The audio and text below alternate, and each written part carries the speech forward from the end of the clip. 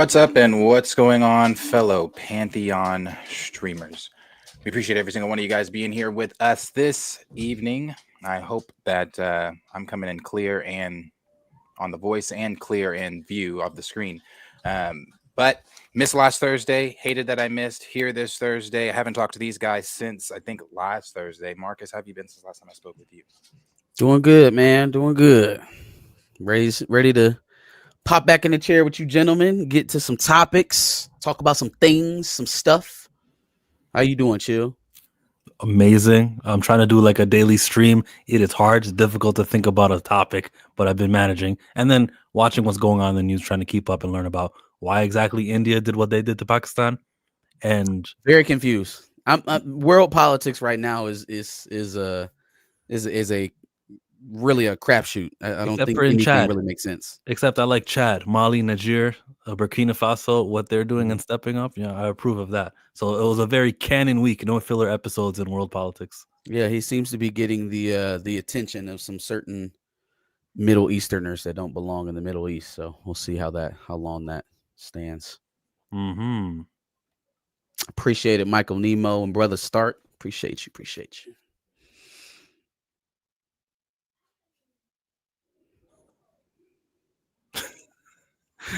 That's not gonna be like that. It's gonna be a good week this week. Feel like I have to get a pillow. Back. Now my microphone. Do you hear me? Yep. What's good, Brother Stark? Nari 21. Yerp. What's up? Let's go. Marcus got the fresh cut. Appreciate y'all. Deadline report, man. Talk about failing up. They actually fooled me. Thunderbolts fooled the hell out of me because I got on Behind the Cape on Sunday and was talking about it like it was doing well because the trades were talking about it like it was doing well. And then all of a sudden they're like, oh, well, we overshot the projections. I said, what? I said, what? What do you mean you overshot the projections? And not only did they overshoot, but whatever number they were in the area of at that time around like Saturday when they start posting that $76 million number, that's about where we stopped. No, it ended up being 74. It was like 71, the adjusted numbers this week. Yeah, they shot it at like 76, and that's why I was like, okay, it's doing pretty good. And that was the domestic numbers. But they moved it back. I think the total number the first weekend was 71. Also, this movie isn't doing well internationally, which I mean we could have called. If these are little known American characters, how do you think it's going to play in Beijing? I don't think that was ever going to be something that was going to be a proposition for the international audiences to flock to. That was going to be dependent on some heavy word of mouth, and they were close. Because into the first weekend of Thunderbolts, it really felt like they were on to a win, and then all of a sudden the numbers just weren't adding up. But we're now in the stage of monitoring to see if there's going to be a second weekend like word of mouth push, or will the new Avengers name changing? Will that advertisement? Will that promote the movie even further? So we're still in that we don't know yet phase. We don't know as in how it may leg out. We know whether or not this is Marvel's savior film. It's not. Okay, you're right. We can rule out a 600 million box office. Yes. Yeah. Now, will it make its money back? I don't know. We'll see. What's that point? What's making its money back? What is that? 500? Felt like it was like something like 550 somewhere in there. So what their reported production budget was around 180. So let's throw in 100 million for marketing, typical. So we're at almost $300 million for the budget. So let's double that. 280. That's 560. Yeah. Can I throw something out there? What if the budget wasn't 180? It was more something closer to like 150. But they robbed 30 million from what they reported for Captain America: Brave New World, and just so that they can add 30 million and rolled it over on the Thunderbolts. That would so like it wouldn't look so bad when Brave New World underperformed. That'd be dumb. That'd be cutting off your nose to spite your face. You're just giving a higher hill to climb for a lesser known cast of characters. which they believed a month ago. This is the one. This is the They don't worry. absolutely did. They absolutely did. They showed early screeners. They lifted the review embargo on Thunderbolts. They again before the final weekend was even over, they did the whole name change reveal shit. So I just they did it on Monday. Wasn't that on Sunday? I thought they did start doing. I thought I saw it online on Sunday. Okay, maybe you're right. Maybe it was Sunday. Okay, before the weekend was over. Okay. But I mean, even still, even with you doing it on Monday, desperation. I would say a vast majority of the audience that will see the movie hasn't seen it yet. So like, and we're not complaining about the quality of the film neither. We're just talking about how popular Thunderbolts was and what a good idea was or wasn't. Mm-hmm. Darius probably liked the movie. I think I saw you tweeted, but you did like Thunderbolts and how it went. We don't care about that. No, I care about his point of view. I mean, you can tell me what he thought about the movie. We don't care about the movie being good. We're more so talking about the performance based off of popularity. Yeah, I don't think so. It's showing that they don't. I feel like though, is this not like who is this shocking? And I don't not even this conversation, people online. I'm even saying the people over at Marvel Studios. If you remember, those reports came out before. And this wasn't from Deadline or anything like this. This was from like just Scooper. So, take it with a grain of salt. But those reports came out before Thunderbolts that said the people that were editing this film even said, watch this. No one's going to watch this. And the proof is in the pudding. I mean, we've been talking about this for quite some time. And this is why I love when we've been talking about something for months and months and months, and we finally reach the point of the topic we've been talking about, and it produces what we've all been saying that this film was going to produce, and that was that fans are done. People don't care if it's inconsequential unless it's some big fucking spectacle and there's a lot of action and this and this. People don't care. That's what I'm confused on. Is this movie a lead up to Doomsday or not? Like I've heard, oh man, it's so good. Marvel connectivity is back. But then also I'm hearing, there wasn't enough Century and Marvel needs to stop, dripping their content and just give people the spectacle again. So like, what is it? Is that's what it is? Or? That's what it is. They need to give the spectacle again. Don't get me wrong. Did I have a good time? I mean, yeah, but that's not saying a lot when I've had a shitty time for 5 years. So yeah, I had a good time in this film. Yes, it was somewhat, I guess, if you want to say, back to form for Marvel. Sure, it was fun. There was a lot of action, but it was a lot. It was also what we all thought it was going to be too with Sentry. You got 2-3 minutes of Sentry, and the minutes that you got, they were fine, they were fun. It was like, oh damn, Sentry. But again, this group was never going to be able to do anything with Sentry. That's why you get the minimal time that you get with Sentry. So the only way to make them survive the bout is to nerf Sentry. That's what it felt like it was going to be. We talked about that. The first question you asked of how relevant they'll be to the incursions into the Avengers and everything, I bet you all of these cast members who were, their chairs, they were all there. They're going to be in the movie Avengers Doomsday.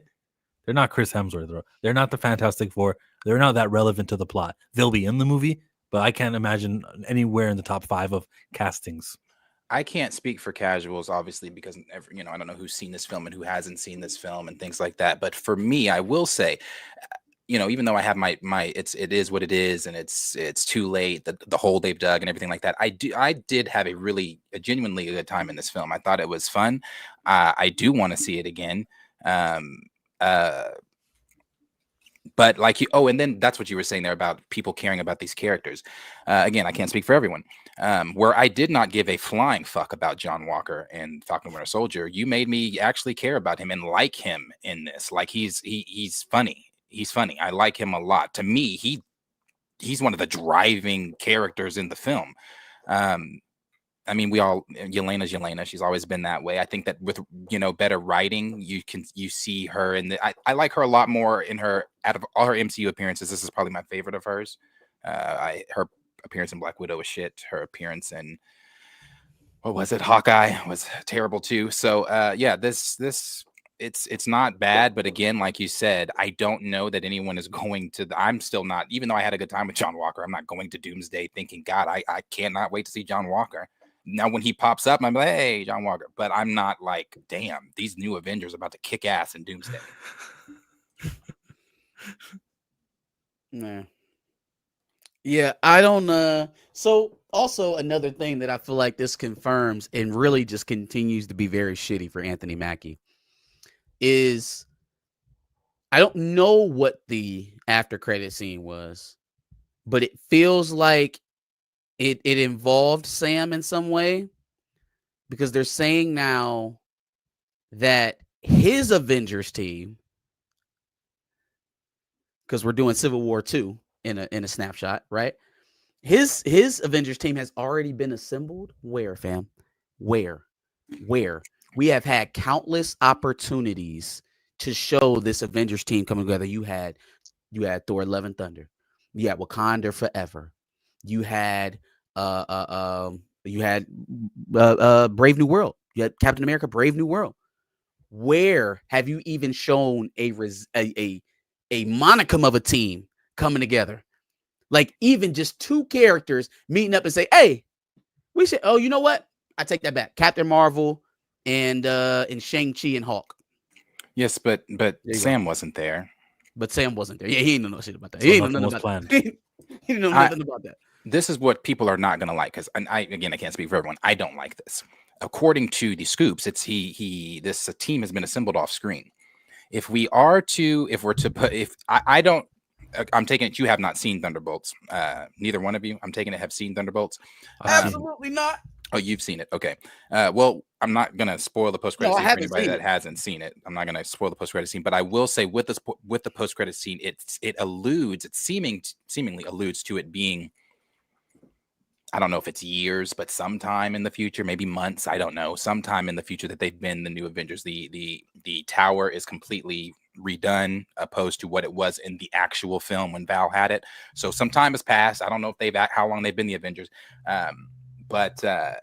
Yeah, so Sam, I guess, has been out there with this team that he's assembled, and they've been doing stuff as the Avengers while they've been doing stuff as the Avengers with a Z. So I don't know. I hate this for Anthony Mackie. And y'all know me. I ain't even no big Anthony Mackie fan, right? This is terrible. Like, just look at the treatment and the difference in how these characters were promoted. So Chris Evans obviously got his origin story, he got a build up, he got an Avengers film. He has the Avengers film of all Avengers film in Civil War, other than, the ending. Endgame doesn't count. But you flip over to Sam Wilson and we start to give him a little bit in the TV series, but then we back away from it in the last couple of episodes. Just a little bit. We start, but then we back away, we shy away a little bit. And then in Brave New World, we basically make that a Hulk sequel. And now his team that he's leading, his Avenger squad, He got trademarked assembled off screen. They're going to jump us ahead in his Avengers maturation because we've all seen, Sam in his best light as Captain America, right? We've all seen that. There's nothing that could be gained by watching Sam go and gather his team, right? Because what would we get from that? That's not good storytelling. That's not what anybody wants to see, I guess. That's terrible, man. That is terrible. It's awful. The question, what's more important right now? A break-even film that's generally liked versus a $300 million profit film that's generally disliked, thinking as we progress towards Doomsday. Between the those... latter. If you're asking me what's more important for Disney, the latter. Make money. You got to make money. You got to make money. They're not in a place right now where the critical acclaim will carry them over the financial losses. They've had so many financial duds, visible financial duds, not even stuff that they can spin and say, oh, no, we just narrowly made a profit. No. It's so visibly bad that they can't even claim it as a victory. They've had too many of those in the last couple of years. They need a dub. I've got a couple questions. I asked my audience, how well does Thunderbolts do? And we predicted a $600 million gross.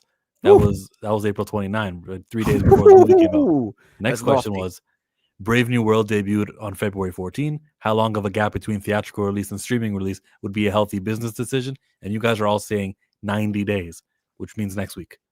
Majority of my people say 90 days. Isn't that something? What would you guys all say? Marcus? Brave New World debut February 14th. How long? Oh, okay.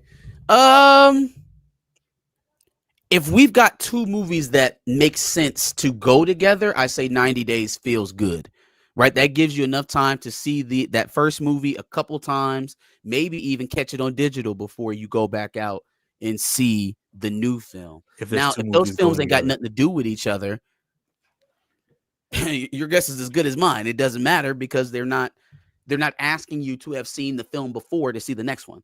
And he doesn't want to do that going forward either. Imagine looking at this stuff completely just kind of thrown up against the canvas. You can see it. They're literally having the Russos write extra after credit scenes to put into already made movies. So imagine looking at this and being like, you know what the problem is? This shit is too connected. We're doing too much together. You know, we gotta parse this stuff out. Too much homework. Homework is the issue. And Darius, what's your go-to healthy gap between theatrical and streaming? I'd say that 90. I disagree. I mean, I don't know. Like I said, shit, they might pull it earlier. Maybe not, because they don't want to allude, although they have said things, you know, in Deadpool and the most recent interview or whatever that Kevin Feige did with Wall Street, or not Wall Street, whoever did it, and was talking about things involving Kevin Feige with the Wall Street Journal. They don't want to allude to the public that the house is on fire. You know, again, they made the jokes in Deadpool and Wolverine, but that was like, ha ha ha, see, we're making fun of ourselves, but they still don't want people to know that the house is on fire. House is on fire. If according, again, as I was the scoops and stuff like that, if we were to believe that shit, they're doing reshoots right now on the Fantastic Four. Why? Because asses weren't in the seats enough for the Thunderbolts, and they already knew that. They knew that. So what are they? The same thing they did with the Thunderbolts, having the Russos go in and refilm that, or film a post-credit scene to interject into this film, is the same thing they're doing with Matt Shackman's film. They're having the Russos go in, make a post-credit scene with their directing style so that it feeds right into the story that they're wanting to tell. And I damn guarantee you, where Dr. Doom was a lot of the scoopers were saying he's not in it. I damn guarantee you that fucking shit they're doing right now is him in it. As crazy as this is going to sound, it's not even crazy. It's not even crazy because this is Marvel, this is fiction, this is whatever. I was watching a video of somebody just going off about Marvel, and they were saying, you know, it would have been cool in Brave New World if you have, I don't know, Dr. Doom show up and just like, just anything, something to jazz people, something to get people like actually talking. But again, as much fun as I have with Thunderbolts, that ensemble is not doing it. So the asses they got to put in the seats, I say 90, because they're probably going to try to pull that shit and start promoting Fantastic Four to get you ready for Doomsday. I say the longer the better, the more days the better. But I want to ask what Brian from the Spoiler Kings, who joins us, says. How many days apart you think the theatrical to streaming needs to be? Like, what should we be aiming for now? It used to be 45 days. I think 90 days is the best thing you do, because you want to make sure you get a long enough theatrical run. And then sometimes if you have legs, you want to make sure you have enough time for that too. You know, so when you rush it, sometimes you take your money out of your own pocket. So I feel like you really need to make sure that you're giving long enough time for people to go and see, and maybe even have a second or third type of run. You know, if a holiday comes back and they say, okay, what can I see at the theater? You have an opportunity to kind of get that again. And Brian, you got Spoiler King starting at what, half an hour from now? Hour. Oh, we got an hour. Okay. Yeah. Well, we got time. The reason he's here is because my boy has connections. He's got scoops. He's got the inside dirt. He's got details. Forget all this Marvel nonsense. What? Let's jump over to DC. DC. Take it away. All right. So Spoiler Kings went to C2E2 this past was it April, and we got in line, got to talk to John Boyega, kind of take some pictures, whatever. And while we were there, we was talking to him. I had my cosplay up. I had I had Static Shock on. Oh, Virgil Hawkins. Yep. Oh. So I had it on, and he was like, "Hey, what's up?" So I'm in line. He's pointing and speaking, and we get up there. He's like, "Hey, man, so you an older Static? So you like how James Gunn's going to run it? With the older level of Static Shock?" And I was like, "What? Wait a minute, what'd you say?" And then he just kind of just kept on running with it and just going real quick. And I was like, "What do you mean?" And then I started thinking about it. Now, Milestone is who started off with Static Shock. So if you go into with a teenager, you have to pay Milestone because they created that character. Now, DC did buy out a lot of that stuff, right? That's true. You know? Damn, But- I'm trying to get the right picture. But yeah, this was a 2011 series from the New 52 Static Shock. Exactly. So once you go to New 52, he gets a little older. I have that one. Well, when you went to the DC milestone 30th anniversary, when you look at that, he's even older then. Okay. So I don't know if he's. Yeah. Mm-hmm. And DC created that part. Okay.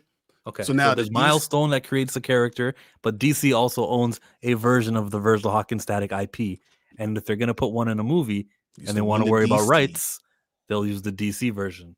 And it makes sense now. I don't have to share a Milestone who's still trying to make their way back, but they don't have to give them money now. They can go ahead and use, because all the ones that had the DC logo that they released, the ones with Milestone that released, doesn't have the DC logo. The one that DC had all have DC logo, and it says came from the publishing of DC. That's the difference. Yeah, they were thinking about movie rights and everything later on. They weren't in 1993. Exactly. And that's why I'm like so excited, because I mean, with just that little bit, I'm like, okay, you know, hearing it from John Boyega, he wasn't thinking anything of it. He was just saying, you know, hey, you know, you look exactly how we're going to be doing it. Okay. I'm like, man, that sounds great to me. That makes me makes sense actually, because they're aging up a lot of these stories, right? They're not going back to start Batman from the beginning. They're not starting Superman from the beginning. They're choosing where they're going to bring these characters in. So don't be surprised if you see a Static Shock that's 28, 30, 32 years old. You didn't have no follow-up questions or anything to that? Like, he just says that to you and you're just nodding your head and you pieced it together? Like, what happened when you asked him more questions? So of course, I'm just like, well, so what are you talking about? So are you trying to tell me you're going to be Static Shock? He said, I'm not saying anything like that. That's not what I'm saying. How else would he know that if he didn't audition, though? Exactly. How else did you know unless you hear it? He's not telling me that, but obviously he had a conversation about it. You think Michael B. Jordan and him are in like the same group chat or something? Because Michael B. was supposed to be behind it, right? Yeah. At Fandom, wasn't he part of the staff? He was supposed to. So even the talk behind Static was a lot of Michael B. Jordan. They talked about a lot of other actors are pushing for it. Well, these actors that they want to trust, especially with WB, are older actors. They want to have something established before they do it. I think this is a great idea. And it makes sense, logical sense, as you kind of run through the storylines. And especially if you don't want to bring in like other milestone characters like Icon or Steel, you want to focus on the ones that you have. Mm-hmm. Then they're probably gonna go with the older Static. That's I don't know what you guys think. I mean, no, I'm intrigued. I'm gonna start flying my DC flag if we get Static for sure. I think that, first of all, I think somebody just said it in the chat. How these actors just be chatting sometimes is really funny. And if you listen close enough, if you comb through all the interviews, they give up a little bit more than what they're probably supposed to. So that's funny.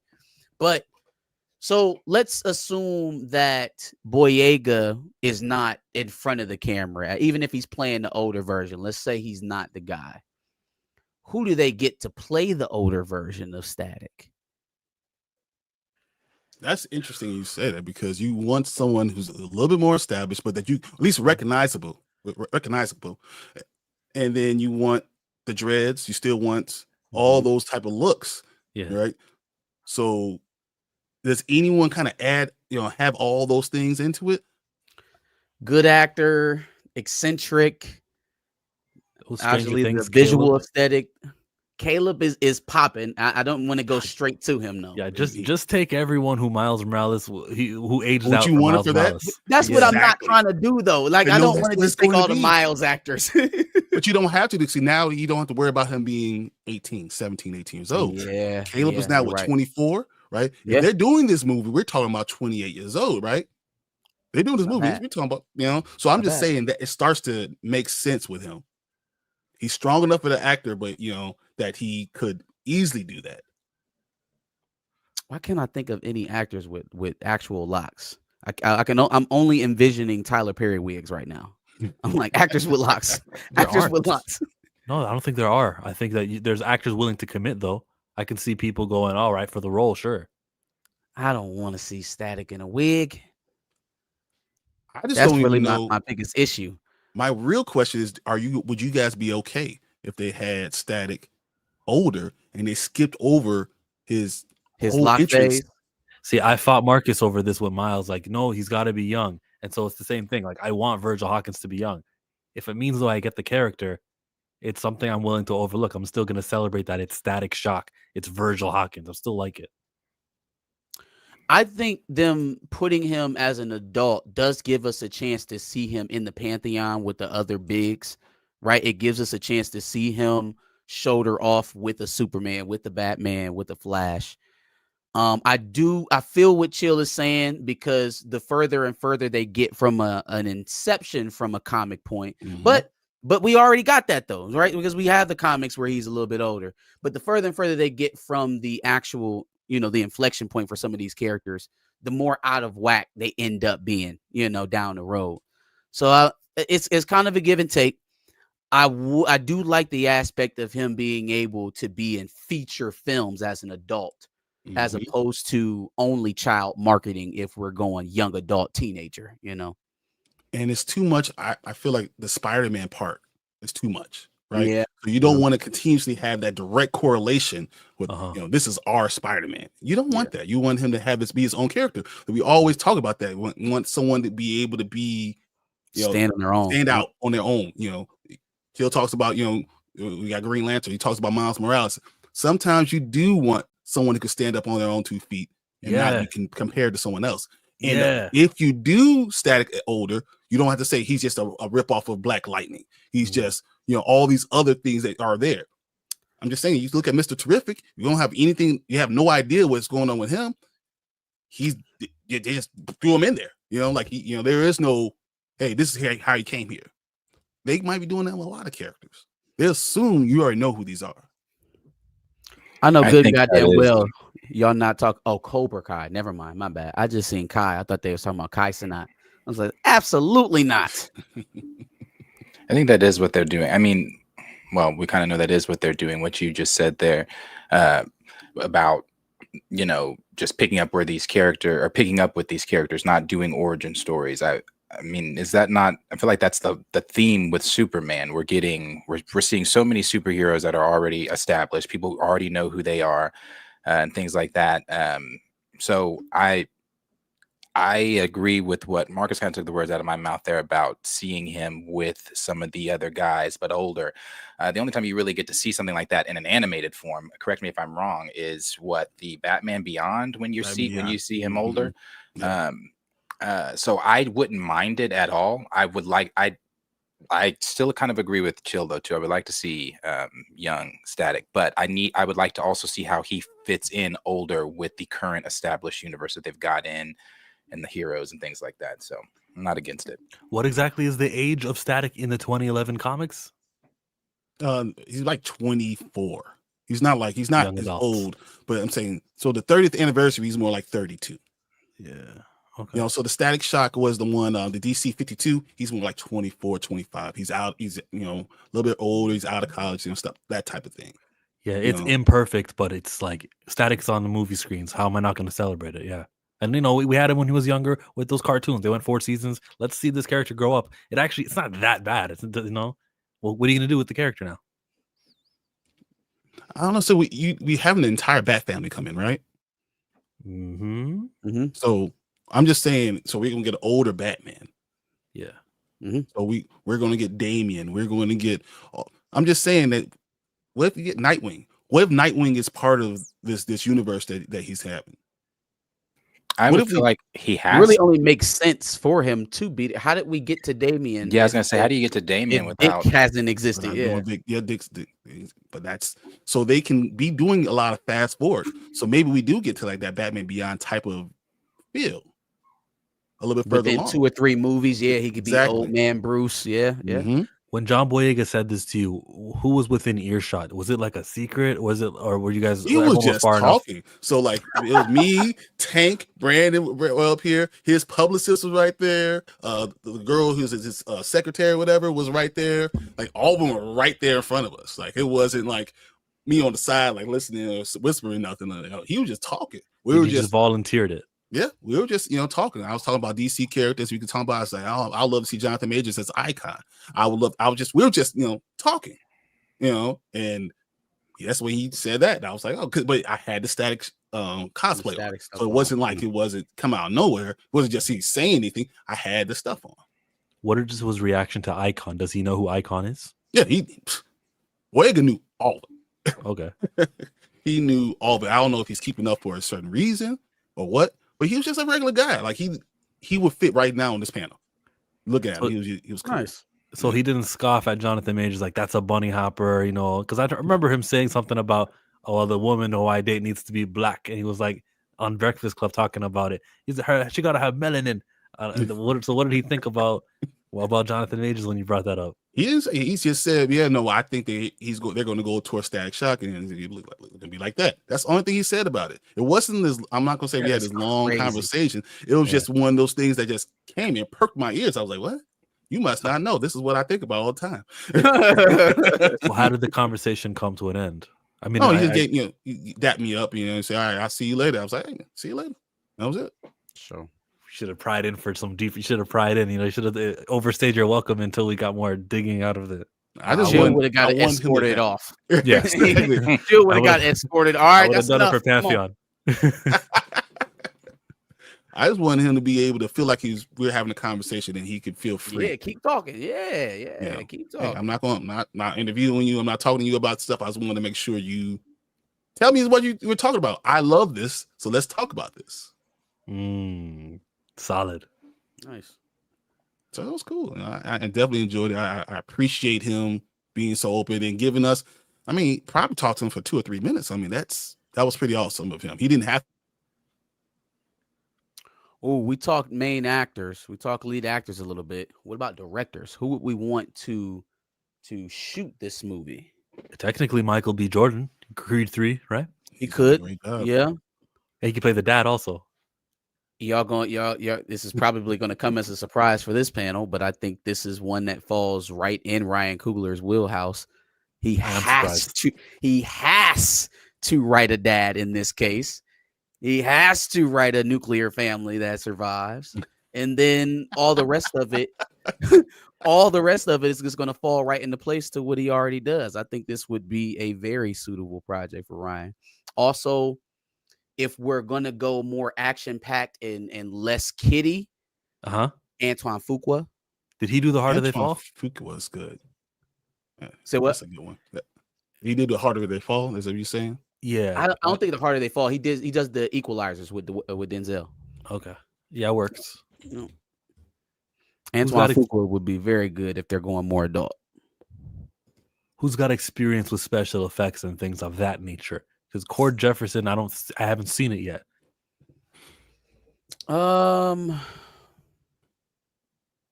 Black director.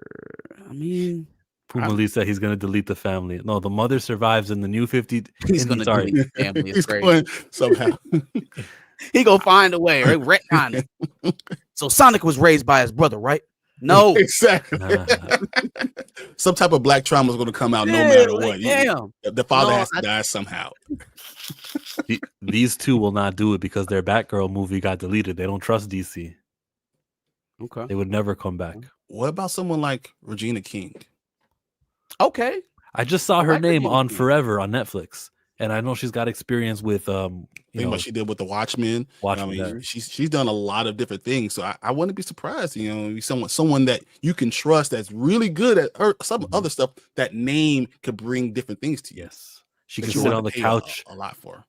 I would want her to also have a countermate, somebody on visual effects, Jordan Peele, somebody like that, because I just don't know what that's going to look like. I'm nervous because of Ava DuVernay. Right, we gave Ava DuVernay a chance at the fantasy, and it, she's a great director. It just didn't go so well in fantasy realm. I would kind of have those same concerns with Regina, not just seeing that she hasn't done it yet. I understand. Mm-hmm. Yeah, I think you talk about Michael B. Jordan. I think he'd be more about doing something like what, like this. That's what. Yeah, I think that's what Michael B. Jordan's going to be looking for because he's trying to get that movie done anyway, right? With J.J. Abrams, yeah. We haven't heard Exactly. anything about it though. So that's why I think that Gunn he don't would be- play well in the sandbox. He not parsing Exactly. out Superman. So Jordan Peele's friend Keegan Michael Key and Dwayne McDuffie, they're Mhm. brothers. They were separated at birth. who is? Dwayne McDuffie and And Keegan And Michael Key. Michael Key They were is our separated. brothers. They Yeah, were one of them was separated at birth? adopted. You're One of them got- serious? Are you For real. making this up right now? Nah, this That's is crazy. This is true. Like one parent took one of them, and then I think the next one was born only a year later, and that one needed adopting. Wow. Whoa. You Yeah, they talk didn't about even know. small world, boy. Keegan found out after- together as being related. After Dwayne McDuffie died is when he learned about that. Wow. So they It's never not- even got to meet each other. That's sad. No, I never got to. But he can be in his movie. Like you created Static, I got it. We keep it in the family. Come in, you can play a No, role. You can play you the gotta villain. get Keegan Michael Key in the Static film. That's crazy. Wow. Yes. I'm reading this right now. That's man, I never knew that. I never heard anything like What, that. That's Anything like nuts. that. Yeah. So you All right, fact check me, huh, Brian? You Yeah, got hey, the- you hear me? Dwayne McDuffie. Before I say it again, I'm like, oh man, wow, you're 100% right. I can Alright, see keep it Static as a peer of Nightwing. Exactly. Yeah, that 25-year-old age, Yeah, because that's this is a superhero. lived-in universe we're jumping into, where all these heroes are. They've been doing their thing. And so almost like this, you get into the second level of them, right? No one wants, John or any of that stuff, second Superman, but you can get Nightwing, you could get, we already have Supergirl, we could have all these other ones. Static will fall in line with that. Dan said Val Zod in Battinson's universe. Both projects taking forever to get off the ground. Yeah, Didn't he just they're in leave? the same universe. No, didn't he just leave? Who's that? For the Batman 2 director, didn't he You talking just about Reeves? I don't Yeah. think it's been official yet, but that's what everybody's saying. They're saying he got something going on, some kind of issue that nobody can speak on. So I it's thought either I saw today that it's official. it's official and they're literally looking to shoot without Reeves for real. Ooh. Okay. But they're still saying they're going to do it. I just wouldn't. They're do going it. to start shooting next March, apparently. Wow. That's not what Jamie Lawson said when she was being asked about it. She said, I don't know. Shout out to Jamie. So Lawson. Matt Reeves reportedly exits as director of Batman 2 Part 2. Who's reporting it? This is today, isn't it? May 8th. What's this? Jeff Snyder. This was the Batman News, Okay. comicbookmovie.com, I've heard of that one. the film stories, World of Real. Okay. Stuff like that. So a lot of blogger sites. I would look to see the trades pick up on it soon. Yeah, that's what you're looking for. Even I hate variety, but In a way, I don't care about Variety anymore because I know who owns it and I know what the goal of that website is. So I can't the credibility factor. Yeah, I guess it still exists. They will have actually talked to a source, and they have that. But I can find credibility from other people too. You don't look at the trades for necessarily credibility. You look for them for the journalism. industry message. Yeah. Yes, You there want it to is, there it see is. what controlled message. you want to see what the controlled message is. You want to see what the industry temperature is. You check the trades, but you're not going there for truth. You know what I'm Yes, saying? because- You're going there for temperature. Kathleen Palpatine, she was going to Deadline and talked to her boy Mike, and she basically got her version of a story out, which confirmed technically that she is leaving. I'm not retiring.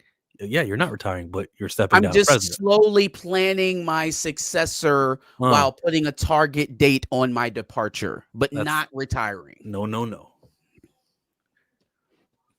Yeah, Whatever man, you thanks for say, that. Kathy. Thanks for the Static Shock scoop. Definitely more informative than when Darius comes in here with his, I got my source who tried to tell. You know what Darius' source tells him? He tells him that T'Challa's going to be recast. And at Comic-Con, they're going to announce it. But we won't do it if one of the trades pick it up. That was Darius' source. You believe that source? I don't care if I believe it. I hope.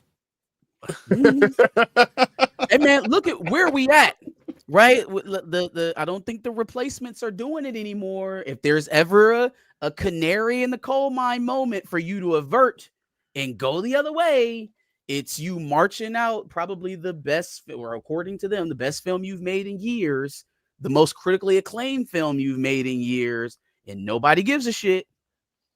So how about put the characters where they're supposed to be, promote the franchises the way that they're supposed to be, and then, the rest of it will take care of itself. You keep playing, what's a game? You keep pulling straws out of the hat. There you go. You're playing hot potato with these characters. You're going to keep getting middling results. I was hoping Darius would fight back and be like, "Shut up, Chill." No, I'm not paying attention to you.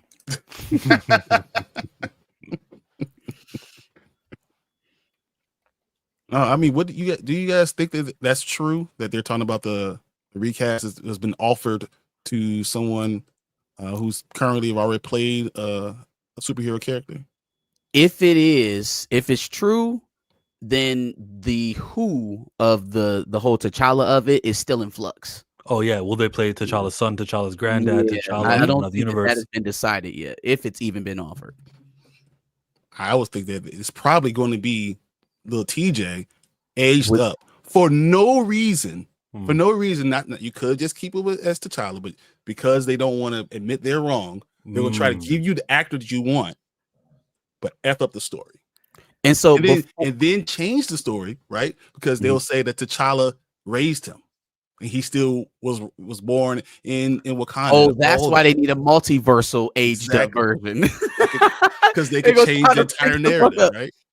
I think before Thunderbolts came out, that probably was a likelihood.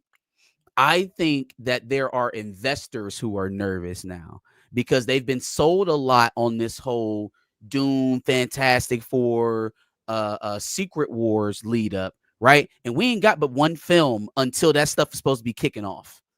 Okay, they're for the rest of the year, we're going to be watching crap TV from Marvel and Disney. Absolutely filth. Eyes of Wakanda, Ironheart. What was the other one? There's another one coming out. Marvel Zombies. Wonder Man. And Wonder Man.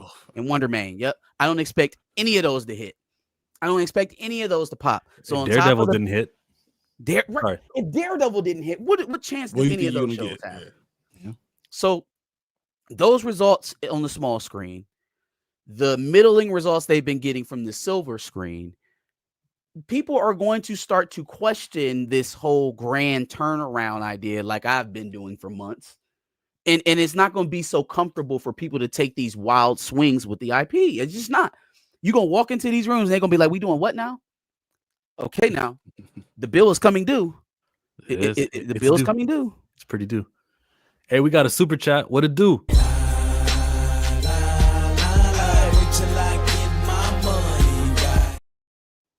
Perfect. That character that was dancing, that's who Michael B. Jordan's got. Age he can get there. 40 years old. So Brian Fisher says, somebody already playing a hero is supposed to be the new T'Challa, true or false? And to that we say false. I think it's Damson Idris. Yeah, what would be his hero? Somebody already playing a hero. The only one that would be Aldous Hodge from Hawkman. Yeah. Or they done lost their rabbit ass mind and they done offered it to Aaron Pierre. And at that point, I would walk out. I'm out. At that point, I just don't know what we still doing here, y'all. I don't know what we still doing here. You mean they went to another universe, aged him up, and found a light-skinned, green-eyed version? Oh my God! Get me out of here! I think Wakanda, get me out of here. I think when it comes to T'Challa and the recasting of T'Challa, and again, all the rumors we're hearing, I think everybody really needs to go into the theaters, or if it comes out before, the trades get a hold of it or something like that, temper your expectations. Seriously. Yeah. Don't. I see every time we talk T'Challa in the comments, everybody's like, of course, I am too. I want T'Challa, but I'm telling you, temper your expectations. Get your shit ready to walk out if that's what you're going to do. Aaron Pierre as he's not coming. It's gonna be that child. Oh well, you mean T'Challa not coming? No, yeah. That's likely. Yeah, That's still it's likely. gonna be that. Yeah. It's gonna be that child. They're going to play in your face, and they're gonna tell you, "We gave you T'Challa because the majority, unlike us in this chat, the majority don't give a fuck who's under this. As long as it's a black male Panther, we're so back." Yeah. I think that is true to a certain degree. What But degree? also they can't march it out there and then have it fail. That's kind of like the Shuri effect, right? They didn't care, general audience I'm meaning, right? Like we was arguing about this the whole time in our corner, our community. But they didn't care until they saw it fail, and then when it failed, it became Letitia Wright's fault. It became, oh, it's a female Black Panther. That's the reason why for those viewers, for that crop of the fandom. So yeah, will they walk blindly into another hot potato and just take it because it's the Black IP? Maybe. Will they rail against the decision when they see that it's not financially viable, when it's not getting good critical acclaim, when the Marvel fandom isn't going crazy about it? They'll do like the rest of the herd does, and they'll point and they'll blame. So it's not as clean of a cut, even though I agree with you. I do think that the most likely outcome as we stand right now is still the child. That's not the safest decision for them. That's not too far off from, hey, the Thunderbolts are our new Avengers. Yeah, but it's also telling you that we weren't wrong. Admitting fault is a rich person's like kryptonite. They're not going to admit fault. I promise you that. So that's why I'm like, they use this idea. So, okay, we say, what problem do you have with the child? Well, you killed the entire family. He's been raised by, a mother that's not even in Wakanda. He doesn't have any different male IP. mamas. It's not the same story. It makes no sense. We've had 276 issues of Black Panther, and all of them been T'Challa, and you're going to try to create this new character. But what if they do that and they say, okay, yes, we have Aldous Hodge. We have Aldous Hodge as this new T'Challa, but he is still TJ. But he has his father. He has his mother. He from this new universe, and those are the same type of things that are going on. And wait, he has his father, so T'Challa's there. T'Challa is alive, so they don't in this universe. They didn't kill T'Challa. Okay. You know what I'm saying? And he had his father with him the entire time. He was raised the way T'Challa was by T'Chaka. And then T'Challa they're not admitting fault anymore, right? They're not saying we're still right, but we're going to change the entire storyline of what you thought you were getting because it's a different universe. Fine, I get this character, and he gets to play T'Challa in Black Panther 3. He's the T'Challa substitute, and then he gets a Black Panther 4 because it's so successful. And then we keep seeing him 10 years in the future. We see this character. Guess what happens? The MCU comes to an end and they reboot. Will they start with T'Challa, or will they start with T'Challa's son from another universe? They're going to start with T'Challa, right? So why should I invest in this made-up character that you're going to try to tell me is the real deal when I know that there's a dead end? When I know that unlike Superman, Batman, Thor, Hulk, Iron Man, we get to see these characters annually and sometimes every decade, and sometimes like often we get the character. And even when a thing reboots, the character still exists in this new universe. If you watch X-Men 97, Captain America and Iron Man are in that too. The characters need to exist in every meeting. When I play the video game, the one with Ms. Marvel joining the Avengers, well, we got Captain America, we got Iron Man, we got Hulk, we got the ones that we know are Avengers. You don't do that with T'Child or multiversal, substitute T'Challa. You don't have that with this fill-in character. That's the problem with that. That's that's my main problem with it. And I don't want to invest in something I know is going to disappear. No, but see, the thing is with him in the MCU, it's not like they're not going to be calling him T'Challa Jr. They're just going to call him T'Challa. Yeah. They're just going to say T'Challa. It's not going to be, Toussaint, TJ, as I said, I'm sure they'll try to throw some, we're mentioning T'Challa. The Avengers may even speak to Toussaint about, I knew your father, Sam. I fought against your father. And then we became friends and things like that. And I'm telling you that I want to be wrong. I really do. And I pray I am wrong.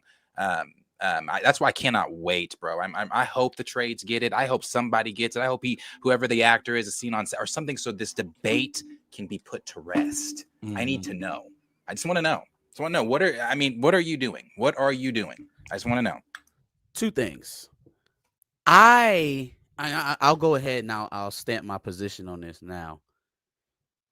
I don't believe that Aldous Hodge would take this job just to be a derivative character that could be thrown away easily. Yeah. I don't think he would enter negotiations with Marvel. That's why I don't think it's him. And take a John Krasinski, Reed Richards-esque type role from them. I don't think that's what he's holding out for. So I don't think it's Aldous Hodge. But back to what Darius was saying about how they're going to try and assimilate a new T'Challa version just by, giving him all of his dad's features and calling him T'Challa. You can try anything you want. If there's anything that Phase 4 and Phase 5 taught us, they can do just about anything that they want to. That doesn't mean that people are going to line up to buy it. And that type of dissonance, that type of we're going to give you what we think is best, regardless of how you're bitching and moaning about it, has led them to an unsuccessful Daredevil project. Yeah. Like we're getting flagship characters to bomb based off of how our reputation is going right now. So again, if you're telling me that that's what they're planning, I win. Go out there, go ahead, create your product, give it to the public. I'm gonna win again. It's not hard to predict the failure when a studio is decidedly going the opposite direction of what their fandom is asking them to do. You guys heard what the second command? He's not the first one, but it's the second one in command. He said, "We don't like doing reboots. We don't want to do a reboot." Brad Winderbaum. He said they're not successful. That we're not going to do a reboot. We would like to change the story, but I mean, how long has he talking out the side of his neck, anyways? I bet you I agree with that. Winderbaum is the future Feige, and he's been doing a hell of a lot of talking ever since they packed Nate Moore shit. Winderbaum has been doing a lot of talking. What's the point of being afraid of Go ahead, Brian. Finish. No, that's my fear is that. Superhero movies have not lasted that long, guys. Now we've had Batman, Superman that have gone. The Marvel superhero movies have not gone that long. It seems like it's been forever. But we're talking about reboot, assuming that this is going to go a long time. And it might not, especially the way it's going. The way these movies are going like this, yeah, it might not be a reboot. It might die out. Disney might just say, F it. I'm going to show you proof in a second, but basically I'm going to show you Kevin Feige saying, here's to 15 more years. He said that at the 15-year anniversary. So the plan is to go longer. But what if he just goes X-Men? He just says he doesn't even recast them at all. He just says, okay, well, now we're going to focus on this mutant saga for the next 10 years. And then 5 years later, it's ran out of steam and they just try to end it. Yeah, of course, that could happen. But Brad Winderbaum saying that message is different than what the messages we're hearing from Feige. Winderbaum says, no, it's a universe. It's too much. We're going to keep it together. You can't just get rid of it. Feige's saying there's too much homework. And he's talking about crossover like it's this nuisance. So it's two different messages. You get it? If that's really true, then reboot. Get rid of everything, start from zero, and then you don't have to worry about fans have too much homework. Start from zero like James Gunn does, and make sure that the next universe has a planned, beginning and end. You really didn't know you were going to last 17 years when you started with Iron Man. You were just hoping to make it to Avengers, didn't you? And then you were hoping to make it to where all the Infinity Stones can reach. And you didn't know that there would be another saga, quote unquote, with 3 more phases. Isn't it cute how they pretend that they knew that though? Well, they knew all along. They were going to do this stuff all along. RDJ as Dr. Doom, that was the plan all the time, bro. Just from now on, say that. Yeah, but it wasn't, because from now on, start a brand new universe, plan the ending of this. So Secret Wars is coming, and then what's going to come in 2028 and 29. Plan the ending, and in 2030, you start all over again with the Captain America in the 1940s. You start all over again, and you don't have to worry about homework.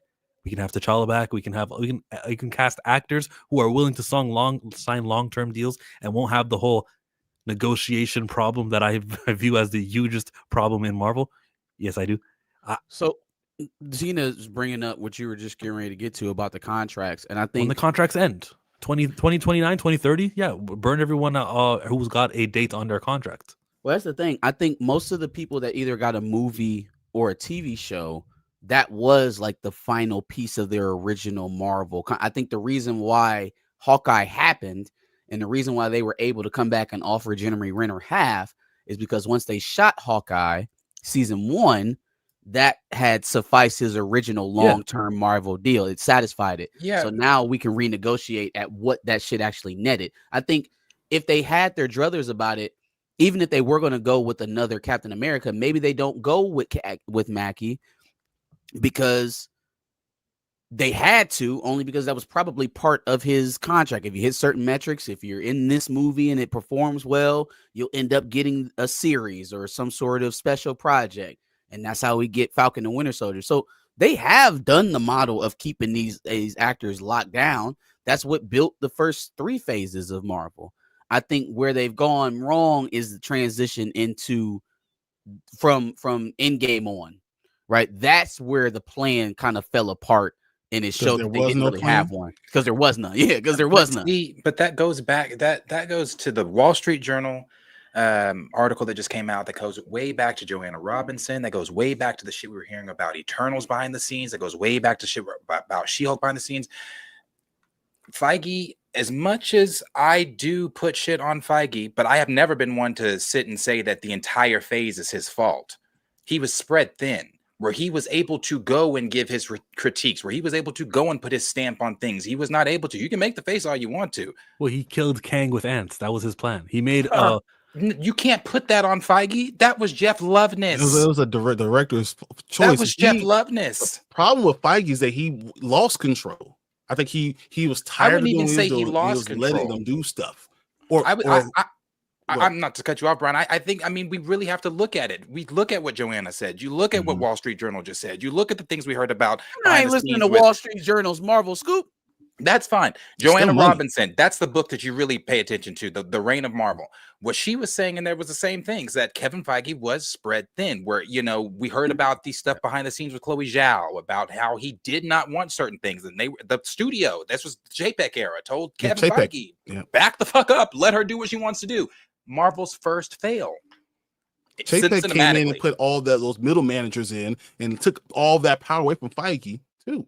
So y'all. No. I'm not going that far. JPEG did a lot of. You saw the people that he hired and how many got fired. I will blame JPEG for the Disney Plus shows. Y'all wanna hang the Disney Plus shows on somebody? Put that on JPEG. JPEG greenlit most of those projects, and they saw fruition. So if you want to blame the entire Disney Plus project on Bob JPEG, I will take that. What I can't take, Feige still decided what the projects would be. He is the creative leader in Marvel, right? And so, as spread thin as he was at that point, after post Disney Plus, I imagine that there were different parts in the first 3 phases where he was spread equally as thin, and these type of things didn't slip through, right? Now, if Marvel told him to F off for Eternals, cool. What is your excuse for Love and Thunder? If Marvel told you to F off for Eternals, cool. What is your excuse for the Marvels? Because the Marvels is one you interjected yourself into. You very publicly put yourself into the middle of the Marvels, and it was still shit. That was after JPEG. The Marvels? The Marvels came out after JPEG's era. Right, but I'm saying that film came out last year, Darius. Like that they had years to fix that film. But he just started interjecting. I'm not trying to say Feige or anything like that. I'm just simply saying I think there is a lot of hate that goes Feige's way that's not warranted. Simply because, again, when you're hearing things like you're having to chase Feige down the hallway, they were having to chase him down the hallway just for him to give one like little small one word critiques on a project, and then or them editing something, then him being told from the top, hey, that's cool. After you've been doing that, I know you've been trying to get to me for 2 weeks. I was told 2 weeks ago you got to scrap that. So we got to scrap that and you got to do something different. I don't know when he was able to be on set. Let's use this example with Ant-Man. He went from, I don't remember what, he was literally on they were filming Ant-Man on one side of the studio, filming another something on there. He left that studio to go over there and fix Ant-Man because he had the time to do that. Now he doesn't have the time if you're chasing the nigga down hallways. So where does he? So look, here's what I'm at with it, Darius. Why does everybody else have responsibility fall at their plate? Nate Moore, Dave Filoni, Victoria Alonso, Dave Filoni, everybody else. in Disney, outside of Kathleen Kennedy and Kevin Feige, have to wear their losses because he made all those billions of dollars. Yeah, I won't even say that. The difference with the Kathleen, oh Jesus, what? The difference with Kathleen Kennedy is that bitch is on set. She's on set saying, no, don't do cool shit. Do Ray. Take No, Grogu's gone. No, we're putting it back. No, that's the difference in her. Okay, there's a difference.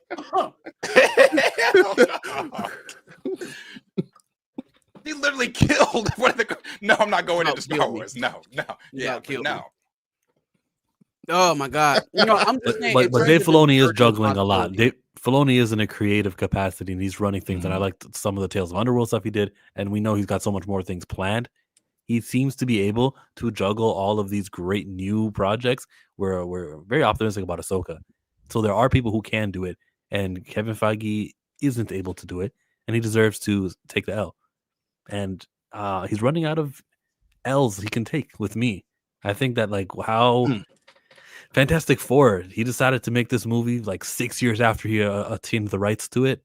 We'll see how well it does, and I think he's got to sit on it if it only grosses $400 million like this new one. Oh, you think Fantastic Four is only going to gross $400 million? Nah, I don't think so. I don't think it's going to do well. It's got a lot of competition. Now, I'm excited for it's it. Not a brand that's used to making a lot of money. Yeah, but it is also a July release, so we can talk about as much as you want. Captain America, as much as you Brave New World, as much as you want. It made $400 million released in February. Okay, right. So and we look at it, even what we got now. I think we're gonna look at Fantastic Four, and we're gonna be it's gonna have multiverse of madness numbers. So something like $900 million, $800 to $900 million is what we're gonna get because of the time it's being released. That's lofty.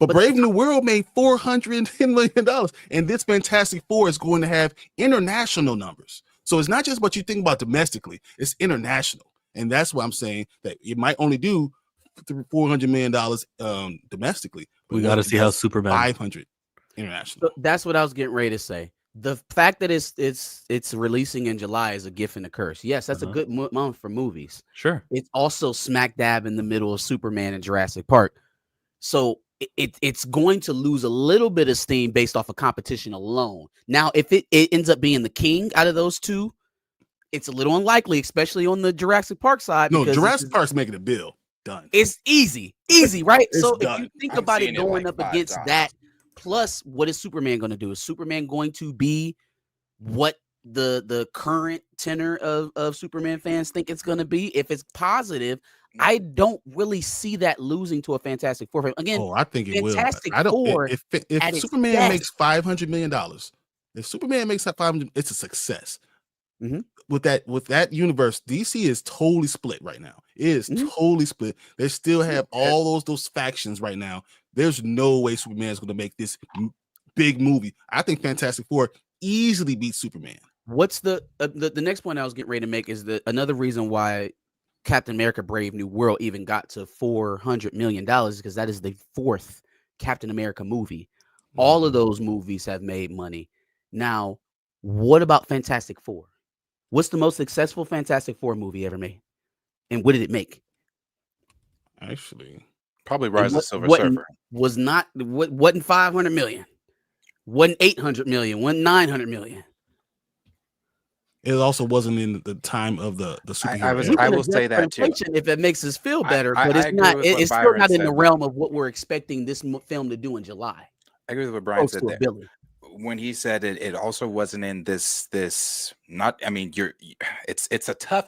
I agree with what Brian's saying, but I also agree with what Marcus is saying because it's tough. Brian is saying those others didn't have an interconnected universe that they are playing off of. What Marcus is saying, as I agree with, also is, that interconnected universe is doing shit right now and no one's watching these films. So I get it. I'm saying I see both sides, so I'm nervous for it. I'm still very much excited for it, but it is but on the Superman thing, did you hear the stuff that was going on about Superman? If this is even true. Johnny Washington talking about it right now. Hey, listen. I don't know what y'all expected from a James Gunn Superman movie. Can we read super chats before we get to Superman? Yeah, go ahead. Well, I still wanted to say, that's fine. That's fine on Fantastic Four. Yeah, we're I checked the let me numbers. say It this was la- let me say this last 333 thing. million. Let me It say was this the last highest thing on the grossing. That was the Fantastic Four. largest. Yeah. Mhm. If those post-credit scenes are truly what they are leaked to be, then maybe they really do put asses in that seat. What does it matter? What does it matter if nobody's going to show up to see him? If we're always going to wait to see him on the internet? Oh, that's true What does it too. They matter? do get leaked. Well, maybe I don't know. Scary. We'll see. We'll Super see. I chat. still don't. I think Superman in that DC universe, what I'm seeing from James Gunn, I would not be surprised if it made 500, maybe $600 million. Let's do And these. that should be a win. Yeah, That would I be a want to hear. win. I want to hear what Brian has to say on this. But let's do these supers, and then let's get into what is being said about Superman. Because Oh, Johnny is goodness. absolutely right in the chat.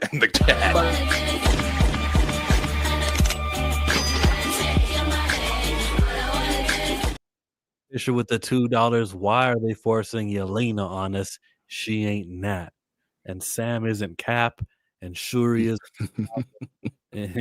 Kate isn't Clint. Yeah, you're right. I'm with it. I like Yelena. I don't have a problem with her. I really feel liked they're her in for- this. Do you think they're forcing her on us?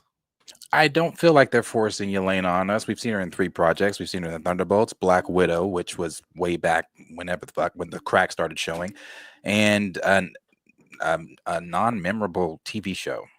Well, they're building her. They're not forcing her. And if everyone wanted that, then you should have went and saw Black Widow. Everyone should have. They should have released it 4 years when it was actually relevant. Mm-hmm. Yeah. One more super. I'ma get money no matter the cost. Having some water, I'm having some post. Got that dope dick, that show lows. He's a worker and I am a boss. Coming also from Brian Fisher, Doomsday and Secret Wars will be the reboots. Now, I think the word reboot is used very liberally. A hard reboot, Brian? No.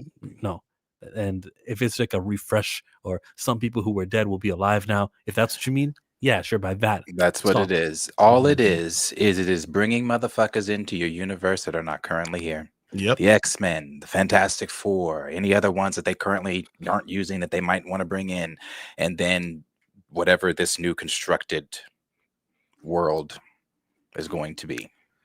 But I know it. Yeah, soft. There you go. It's a refresh. Let's get into Superman. What did Johnny Washington put in the chat? I'll read it. I'll read this thing to you. So this is so I don't know if anybody's seen this or not. This is what's going around about Superman. It's been out there for maybe about 2 or so weeks. Yeah. So it says James Gunn's revenge on the internet. A bizarre and rumored plot for James Gunn's Superman has surfaced online, which claims the Man of Steel gets dragged into a world of cancel culture. In the leak, it claims that James Gunn sets up Superman to be battered by social media hate which apparently makes the Man of Steel feel sad. No, we're not joking. It further claims that James Gunn uses a #supershit hashtag in the movie, which trends and damages Superman's image. But the real twist is Lex Luthor is behind all of this, using an army of mutant monkeys at the keyboard to flood the trolls and internet and tear Superman down. If that's it, I don't even stay through the whole film. Are you kidding me? That has to be a troll. When I saw this, I was like, there's no way. There's no way. If that is it, that's the DC universe is dead before it ever starts, because that's crazy. That's crazy. This is why, if it's real, this is why I never wanted James Gunn touching Kal-El. I from day one, I always said, why is he writing it? Why is he directing it? Even though I know he's done those little behind the scenes videos, about this is why I'm directing. This is why I was a writer. And the cast, about he was always the perfect person. People have contracts that are signed. Remember, Angela Bassett had a contract signed too, and then she came out and said what she said about Wakanda Forever After. So, if this is real, oh, buddy. Oh, you don't think it's real? I mean, I think I definitely think that's real, and I can see it being a real quick, crazy. A quick scene where you flash to Lex Luthor and he like opens a door or something like that, and you see these mutant monkeys typing away, doing all that stuff, and it closing the door. But look how the monsters look. I mean, Darius, look at how how all the entities all look very comic booky, almost look like claymation type of things. It looks almost like I won't say comic booky, but like bad comic books. That's what the whole thing looks. So I wouldn't be surprised if they actually did this. I'm not sure that this is going to be a good movie at all. I'm not sure. And the test screenings that they've done. Sorry, Chill. The test screenings that they've done. It's only to like what friends and family and people that work for Warner Brothers. It's not like to actual critics. What we talking about? James Gunn showing the film to his daughter and the damn dog. Yeah, the WB studio head say that they're all for it. They says they seen the early cut that they've seen of the film and it's worth the wait. Warner Brothers Studios has Pam Abdi and Mike DeLuca teased Monday that the early cut they've seen of Superman relaunch assured them the franchise is in good hands and is worth the wait. Okay. Yeah. He says, I used to chase James as a producer when he did Slither and started with his low-budget movies. He's really unique, and I think DC is in great hands with the two of them, DeLuca said. We've seen an early cut of Superman, and I don't want to bury the lead. There's a lot of marketing about to roll out ahead of its release, but he really understood the assignment. Look at him using that Gen Z slang. He really understood the assignment. You better hurry up. I mean, talking about a lot of marketing. We've only got one trailer, them talking about it behind the scenes, and then that Super Bowl shit that Chill liked. Say that shit again, brother. Sorry. They were all too excited about Joker 2. Fale do. They loved it. Right. Right. Let Brian touch on it before he's got to leave, because he does have a stream coming right up. My bad, G. Go ahead. Yeah, no, I just want to say I still worry about it. I knew James Gunn was going to be very silly, and when I heard it was going to be a silly type of movie, I thought he didn't understand. Just because a comic book can be silly, there's a lot of serious parts in it, and I know he's good with making obscure characters matter, right? But when you're talking about the character, you're talking about Superman. He is the superhero. I don't think he was the right choice. I don't think he's the right choice to lead the entire studio. I don't think he was the right choice overall to do this Superman. And I think it could fail right now. And then what's Supergirl? If Superman doesn't make money, what's Supergirl going to do? I'm just saying, this could be a terrible. I still think it makes the money. That's sad because Supergirl actually looks good from the behind the scenes stuff. But it's not James Gunn doing it. Right. And that's true too. I mean, he never should have touched. I said, God, when they announced, I was like, why? The first thing I thought was, Superman dancing, which is really not off the fucking table. So I'm just like, oh my God, please. That's crazy. I just want a good Superman movie just before it's all said and done for me, because I know a lot of people love Man of Steel. It's not like my favorite. I'll watch it, but I just want a good Superman movie. It's all right. For those who want to find you, what's your name and what's your channel? Hey, I'm Brian the Grizzly. I'm 1/3 of the Spoiler Kings. We going live on right after this show, usually Mondays, Thursdays, and Saturdays. We go on Mondays, we're talking about Last of Us, and then Thursdays and Saturdays, we kind of hop around all the TV shows, all the movies, and talk about all the fun comic book stuff. I always bring comic books out because that's what I do. Yeah. So, I'm out. Appreciate you, G. Appreciate you guys. All right. Later, guys. Bye. So to the rumor, I would say I can believe lots of things are true about it, and I just don't want to over exaggerate for how true these things are. How deep did y'all go, just so I know where we're at? We're at the beginning. We're at the start of it. We talked about monkeys, and we talked about how hashtag super shit is going to be used in the movie. Okay. Oh, so we haven't. Okay, got it. We just haven't connected the dots. So I think in what dots age, are you talking about? I'm sorry. Go ahead, Chill. Did y'all tell them that the social media craze is led by the mutant monkeys? Oh, yes. Okay, cool. I was gonna say I thought that was pretty much the basis of the scoop. Yeah, the report is to mimic James Gunn's cancellation. He's inserting this into the movie. Yeah. But I would argue, and it's not for argument's sake. It's just this is real. In 2025, the way hate goes out, or the way messages go out, or movements happen, information is spread using social media. So it's just that there is a hashtag called super shit. It doesn't really. It's like, of course, that was what would happen if something similar to that happened in real life. Like we find out in the movie that Superman is actually a bad guy, or some dirt. Lex Luger leaks a video or something. Lex Luger is crazy.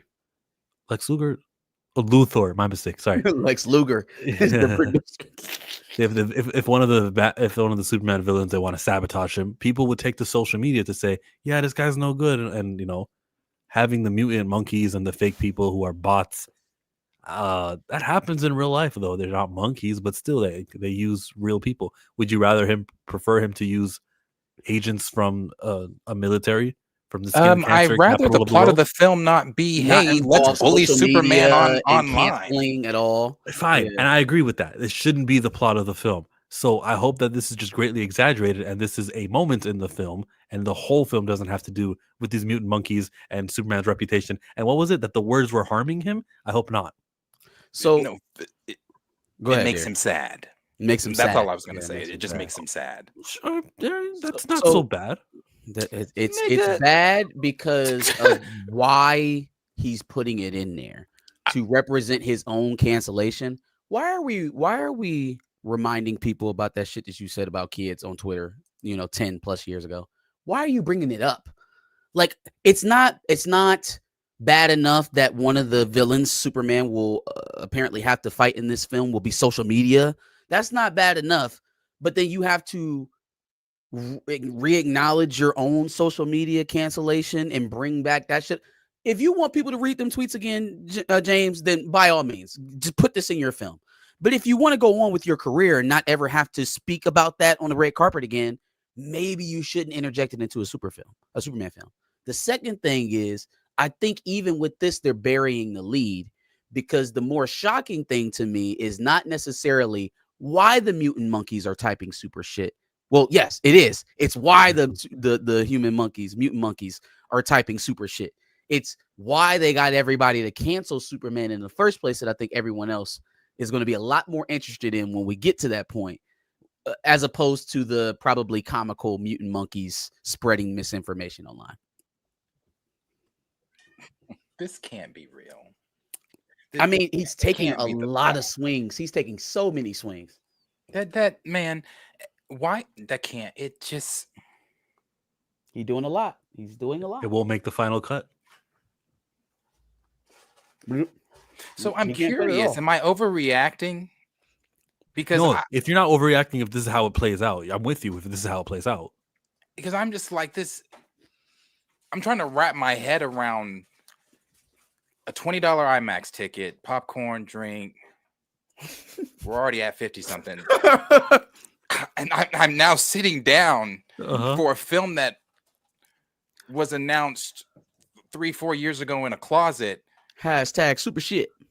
And there's no way. There's no way. If that's it, wow.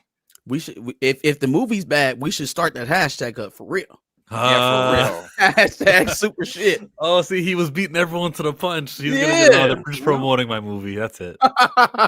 You know how sometimes you can use a hashtag, and then if it's branded, they'll put like a picture right next to the hashtag. So they'll put a little emoji of poop. Yeah, a kryptonite poop. Spin on it, like the Morbius stuff online. Genius.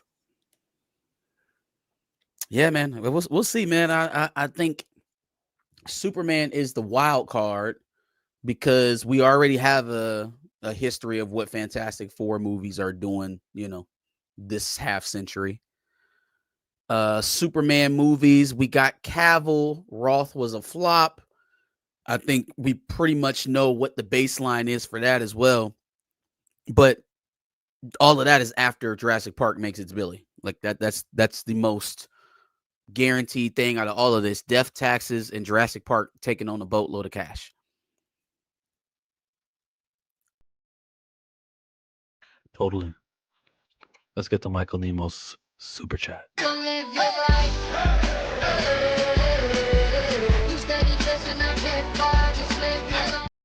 You, Michael, adjusted for inflation, Superman the movie in '78 made $1.5 billion. That's a lot of movie tickets. In 1978? Jesus. That was a hit. The audience exists. He should be able, unlike Fantastic Four, which we just learned earlier, $300 million back in 2005. Think about the amount of theaters that were in the world, really. Yeah. That's pre-90s. That's pre multiplex theaters. You know how you got like 10, 20 theaters in all the theaters now? That was a 90s thing. And so before that, you might have had 3 or 4 screens to a theater. And it made 1.5 billion adjusted for inflation. That's crazy. It's insane. Yeah, I mean, I got the same reaction, bro. They're marketing Ironheart or Superman. Superman. They have not marketed Ironheart one time this year. I ain't seen nothing for Ironheart. Bro, because they don't want to release Ironheart. They don't want it to come out. Dominique Thorne deserves to squabble up with whoever shot that series for her. She deserves to squabble up for sure. She deserves better. She deserves better. She's a good actor. Shit, let me tell you, bro. Oh, nobody's watching that shit. Yeah, nobody's gonna watch it. But I mean, I probably could have told them that when they started the concept. But even still, they didn't do anything to make it any better.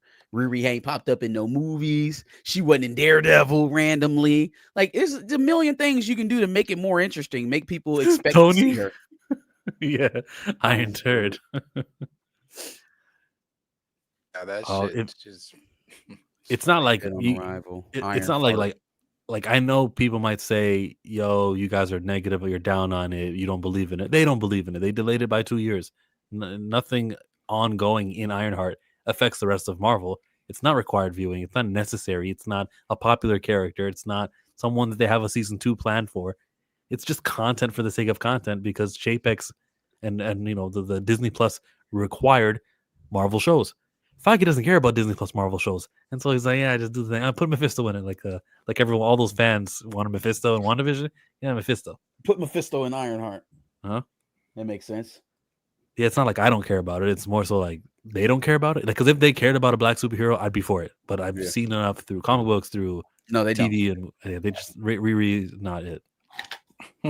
Iron Man's coming back soon. Dead on arrival. Iron Fart. What day next month does Ironheart come out? Does anybody even know that? Juneteenth, maybe?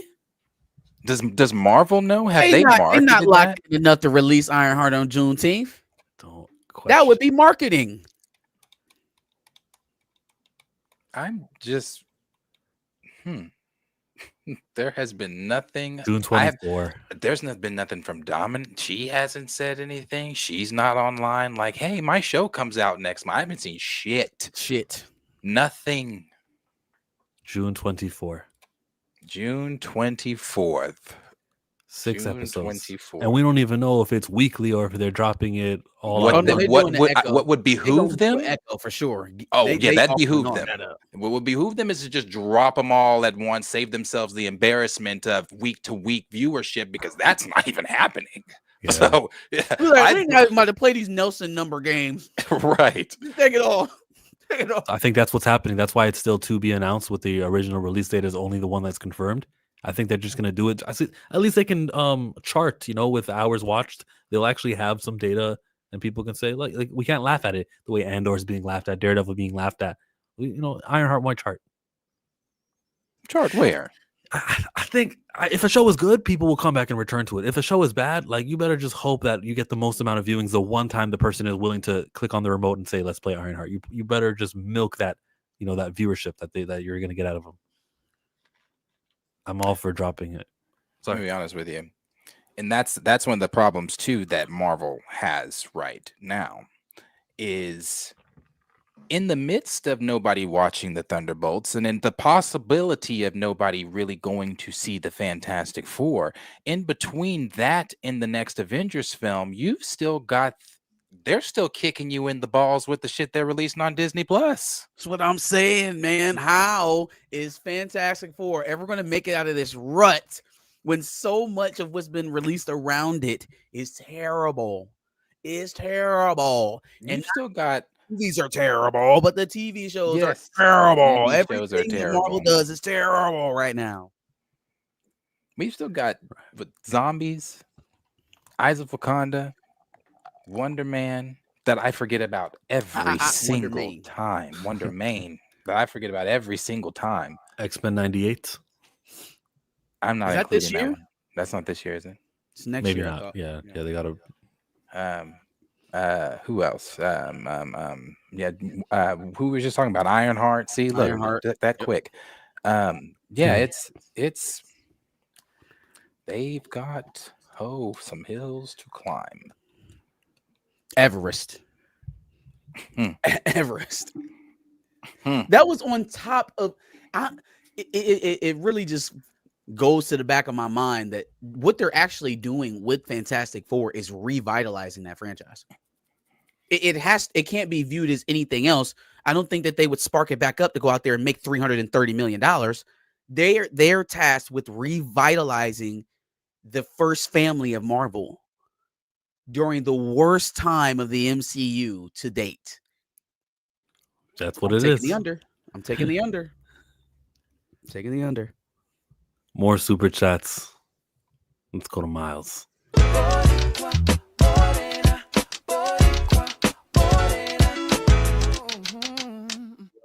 Fisher with another $2. RJ rolls in Doomsday. True or false? Oh, that's totally true. Just listen to Chris Claremont. Robert Downey Jr. is playing multiple. Yeah, I'm about to say, according to Chris Claremont, he's going to be playing multiple people. I think that's a great way to end the movie Doomsday, where Iron Man is alive again. Tony Stark kind of wakes up, he reboots his cells, and he goes, "Yeah, guys, it was a plan, and I can't believe the scientific experiment worked. I'm alive again. What'd I miss?" That would be a great way to get Robert Downey in the movie. Tony in the movie.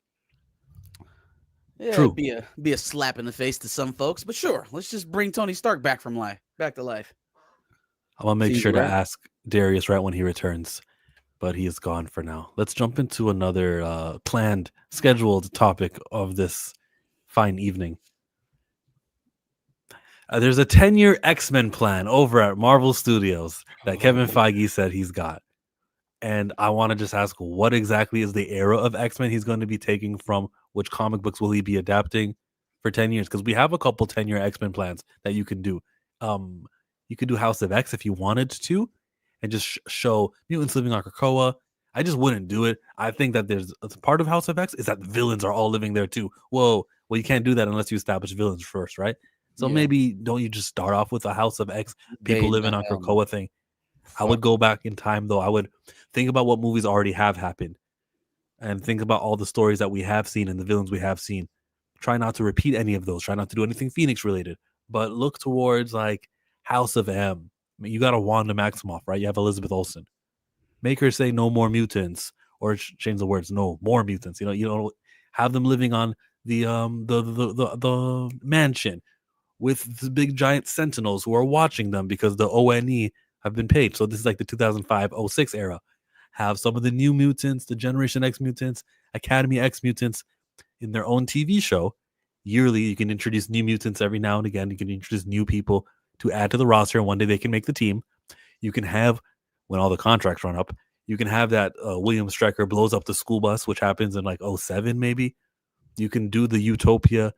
You can do the Messiah Complex. Comic book people know what I'm talking about. But there actually is like phases of storylines and big crossover events that run into each other from that 07 all the way to maybe till Avengers versus X-Men in 2012. Do that. That's what I would do. That if your 10-year plan isn't that, then go away. Like, you have Christopher Yost, who's written comic books for X-Men during that time, and he's written Marvel movies during this he did Thor movies, and he may have another franchise, but Christopher Yost has written multiple Marvel movies. Utilize him. Pick up the phone and talk to Joss Whedon too, because he was doing Astonishing X-Men around that time. I don't care. Josh Whedon to the fucking curb. He can consult secretly through email and just have him there. His ass not allowed on the lot. My preferred time period is 06 till 2012. So just want to take this all the way back. We're treating this like it's a real thing. Like he now there's a real plan. So when we got the 5-year plan and we found out that the 5-year plan was absolutely nothing. You mean the Now one in 2019? Yeah. Like there was no 5-year plan. Play around with the Fox X-Men a little bit. That's the 5-year plan. So now if that's what that amounted to, we're taking it on faith that now the 5-year plan times 2 is the one that we need. Okay, now that one's the one where we actually gonna get the mutants. Listen, y'all. If Kevin Feige can't complete the multiverse phase, if we can't smooth transition from the multiverse phase into Secret Wars, if we don't deliver on Secret Wars, do you really think there's going to be a 10-year X-Men plan? Yeah, probably not. I don't. Let's just start there on whether or not this is realistic from Disney's perspective, or whether or not Kevin Feige truly and honestly has a plan that's going to be stick to, that we are building the blocks of right now in the writing, as he's saying that he doesn't want the audience to do homework. You're mapping out a decade worth of content for one particular IP, and yet you don't want the audience to do homework. Somebody square that for me. How does that come together? I don't. How are you planning that far ahead for something that you don't want the viewers to interconnect or to go back and watch and build their knowledge upon? We're just saying shit. We're just saying things, and we're giving it to the trades to give us room, to give us a little bit of collar room, right? Because stuff got to be hot for Kevin Feige right now. It ain't nobody else left in that room to blame. Perlmutter gone, Lonzo gone, Nate Moore gone. Wonder Bomb is his underling. That's his pet. Okay? There's no one there to point the finger at for all these failures. You can't call yourself the big man and then divvy off the blame for all of the negativity or all of the failures. That lands at your feet. So the 10-year plan to me is dubious to start with. Now, if I'm gonna answer it on its merit and ask what age or what comic run or what iteration Kevin Feige most likely wants to go to, I think it's X-Men Evolution.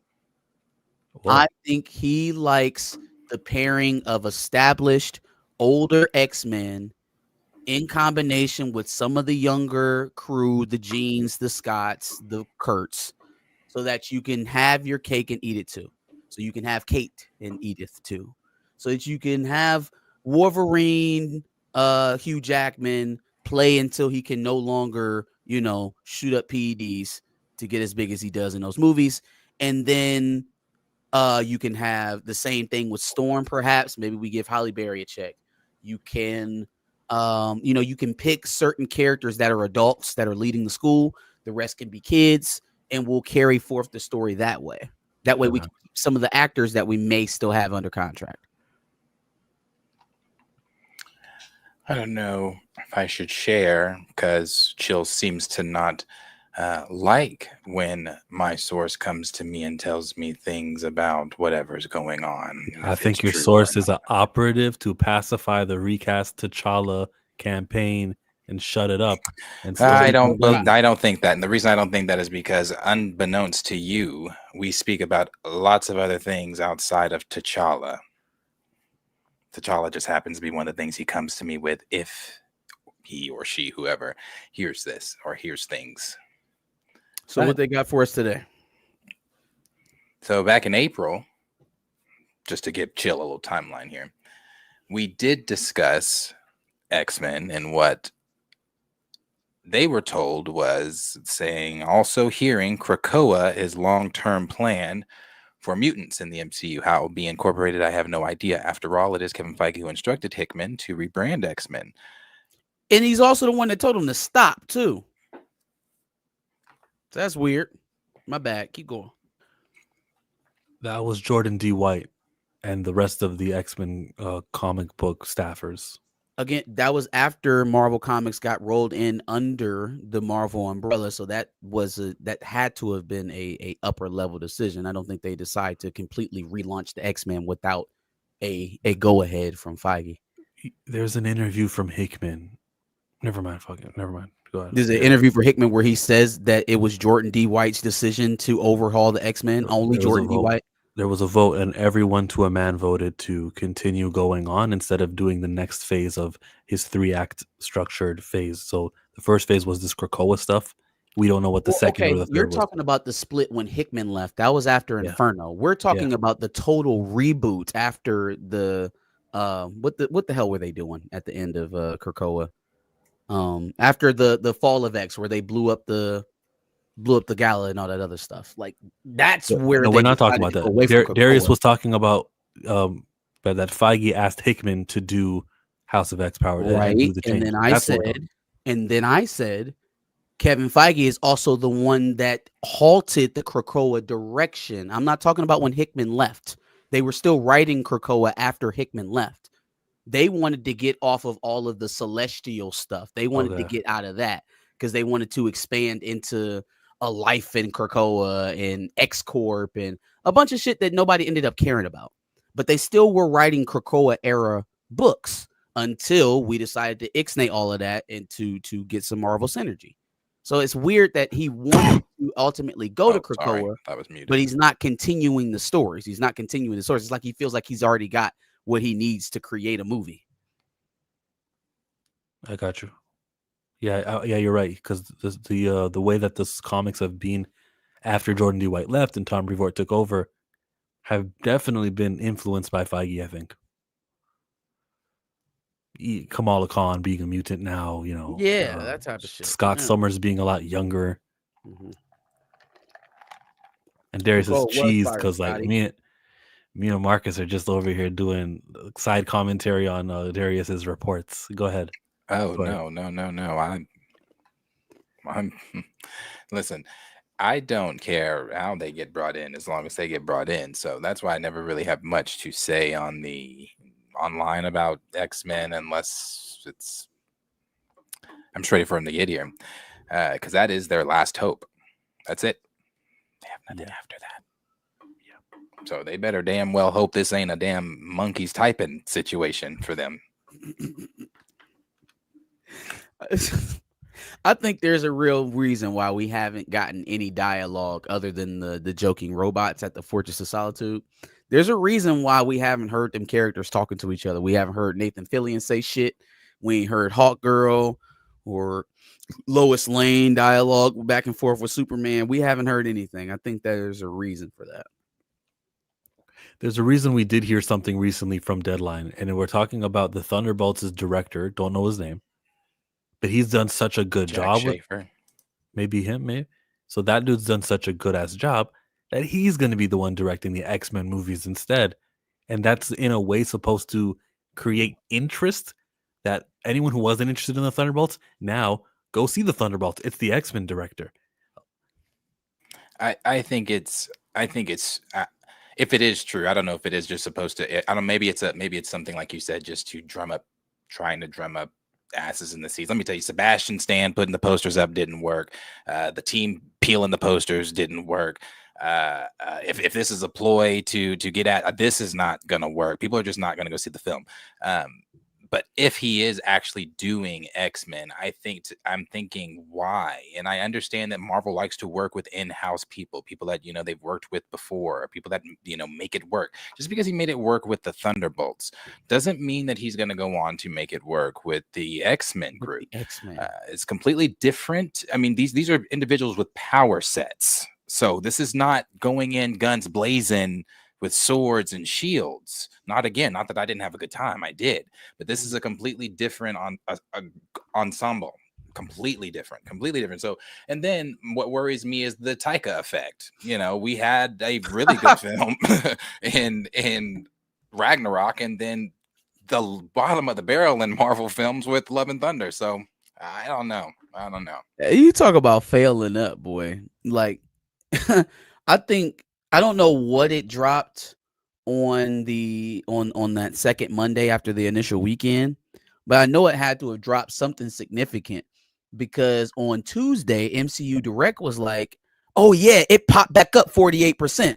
I said, that's hilarious because that's never an article you would see directly after the weekend of success. Oh, it popped up 48% on the weekday after. So that means it must have fucking cratered on the Monday after.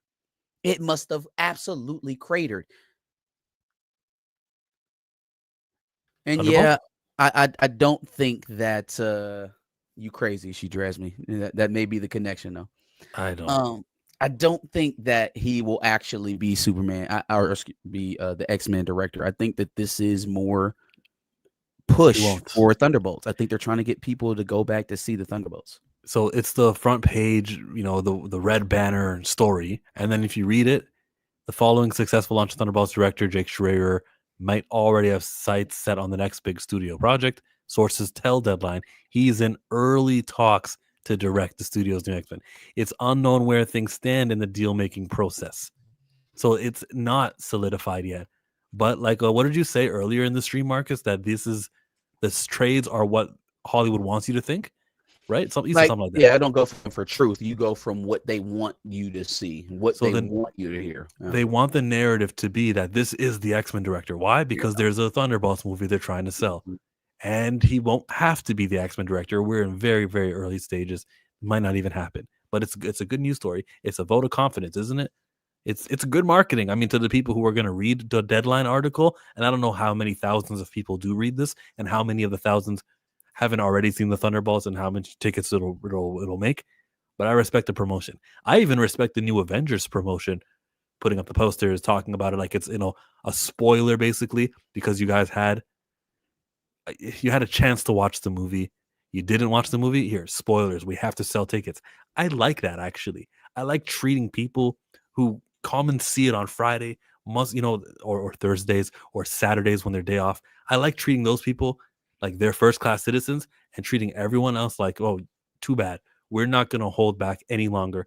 We're going to start doing promotion with more scenes, with more, maybe they can show the scene of Sentry fighting. I mean, there is the very real reality though that you're actively spoiling your movie, and so that there is if your idea is to get more people to come see the movie that way, then you're kind of working against your own interest at that point. No, like you're not. Hold on, let me finish. You giving like material content to people outside of the product, right? So people who are not sitting in the theater watching it, you giving material content to them only gives them another reason not to come see it. If they weren't coming to see it before, and you're giving them material parts of the movie for free on the internet, yes, you may entice some people to come see it. There are going to be just as many people that say, oh, well, I don't need to go see it now because the most important thing about it has been released all over online. This is the new Avengers team. Why do I need to go see it? I agree with that because I'm gonna be honest with you. After Tina and I discussed the post, that's all I was interested in. Now, again, I had fun. I like the film. I want to see it again. I just haven't had the time, but I want to see it again. After I didn't need to go see it. Post-credit scene was all I was interested in. Once I found out what it was, and then especially after I saw it before sitting down in theater, I was like, oh, I really don't have to see this. So I mean, I think it speaks to them trying to create a crowd as opposed to serving the crowd that's already there. They already served the crowd that was already there. Yeah, they already served them there. Yeah, they on Thursday, Friday, and on Saturday, and hopefully Sunday. Because I think Sunday's too early, but Sunday also. After those first 4 days, you've made so much money from the box office. Statistically speaking and pattern speaking, half of the people who are going to watch your movie have already seen the movie in the first 5 days of it being out. So milk that other 50% of your audience and use spoilers in not just this movie Thunderbolts, but the next time we have a big movie. Use spoilers after that first weekend to attract more people in. That's just not the math that got them the huge gains in movies that have legged out very well for them in the MCU. Yeah, I mean, it can be a difference of opinion, but that's just not the way that they've. I agree. It's not the math. It's not how they got there. I agree. It's a new tactic that should be implemented more. I want to see them apply it, even if it doesn't treating it work like this time. it's some smart, savvy move that made them money. They did this because it wasn't tracking well. They did this because they always it was planned it. behind. The asterisk there was always planned to be revealed Right, as but the when they chose to reveal it to the general public who hadn't seen the movie, I think moved up depending on how the movie was tracking. Just like how now possibly. the what else did they do for this movie? Just like they had the early screeners in the review embargoes lifted early. Those were trying to signal to well-knowing film fans that, oh, those are things you do for good movies, right? They are trying to signal that this is a really good movie, which I think they believe it is. Yes. It's just not drawing the public in, so they have general to do audience more doesn't care. and more and more and more, so it looks less like it's smart strategy and more so like they're just trying to survive. I'm gonna add this.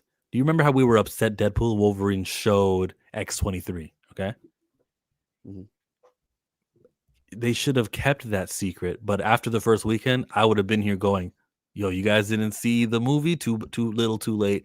Too bad. You're going to get it spoiled for you, because we needed that extra push to get those casual fans, the ones who remember watching Logan in 2017. X-23 is in this too. They could even have showed Blade or Gambit. Ooh, I'm going to make a name for myself. You could have put that in trailers after the opening weekend just to attract people in there. Deadpool dancing to NSYNC, I would have made that of a TikTok on your Marvel account, and I would have revealed that whole cut in high definition. Use spoiler marketing. Did they? But the thing, and I know what you're saying. I'm saying I don't feel like what they're doing with Thunderbolts is desperate, because they didn't have to do that with Deadpool and Wolverine. They had everybody at Deadpool and Wolverine. They had everybody at Deadpool in the MCU. So you've got, I don't think they have to.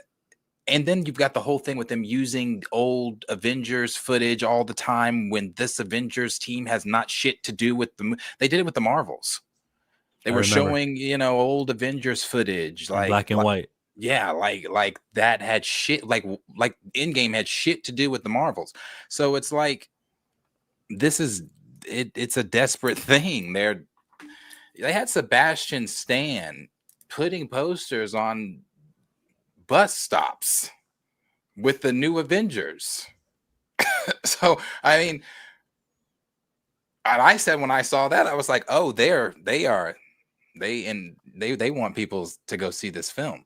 Of course they do, but it's and now the latest marketing strategy is this X-Men direct. This is the X-Men director, same guy. Mm-hmm. Yeah, I commend it. I commend them trying, man. I'm always going to give them points for promoting. Remember when Loveness was gonna do Kang Dynasty? Oh, right. That shit just popped in my mind. It's literally the same thing. That movie was tanking. Then all of a sudden, Loveness is going to be writing Kang Dynasty. Oh, no. Loveness is kicked off of Kang Dynasty. By that time, we were all like, oh, yeah, no shit. So Ant-Man Quantumania was the movie he was writing. And it sounded nice to know that Ant-Man Quantumania, which is the movie you can check out now, he's also the Avengers writer. It's probably going to have a lot to do with each other, won't it? No, there's not even a Kang Dynasty movie. Yeah, it's a pattern. We're on to you, Marvel.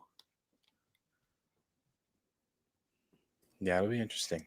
We'll have to, like I said, we'll see. We will see. We'll see. There was only with Sam Raimi. Yo, I'm going through. Oh, that is now. true. They did. They did. Said, could Sam Raimi be the new Secret Wars director?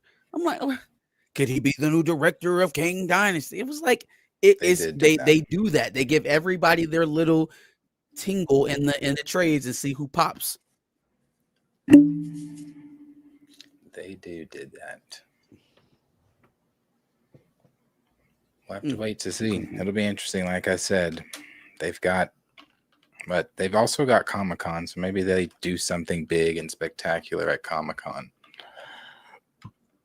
What are you going to tell your source, Darius? Sorry, he said I'm muted. I'm not. You were. You good now. What was I? What about? Because I was watching the Jonathan Majors clip that had prepped for the next one. But you mentioned Comic-Con just now, right? So your source is going to talk to you, here and there. You guys are going to chit chat about more than just RecastTChalla. What are you going to say to him when Comic-Con happens? There's no announcement of who the new actor is, and it comes and goes. You can tell him. Well, I've already said I don't think that's going to happen. I've said that publicly. I've said that to him or her. I don't think they're recasting T'Challa. So, all right. But and like I said, the only thing that changes my mind on that, and as I've told them, is Marvel Studios themselves saying, "Hey, we're doing it." So no. Yes. We really got this. We got to do this trending day sometime before Comic-Con. I'll keep you guys updated on it, but I got things planned.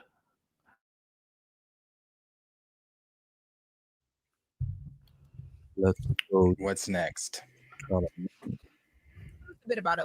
Go ahead, read the article. Okay, so a production company that focuses on Southern voices, which is Southland Stories, your production company, has its first project, and it's called True Threat. This is a revenge thriller starring Jonathan Majors. Yep. It's scheduled to begin this summer. It's one of several films in the pipeline of Southland Stories as you guys start to ramp up your output.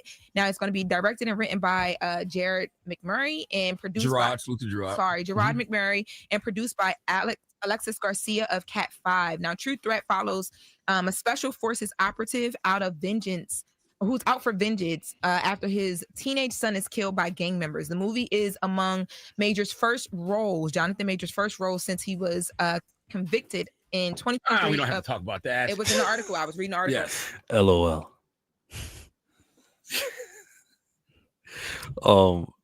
True Threat. He's teaming up with Charlemagne. It's another one that's not a major studio. It's not a huge job, but it is a leading role, and they're in development this summer. Unlike Merciless, I think this one will happen. His first role because Magazine Dreams doesn't count. It was already recorded. It was in the bag, and it only grossed $1 million, so it was a dud.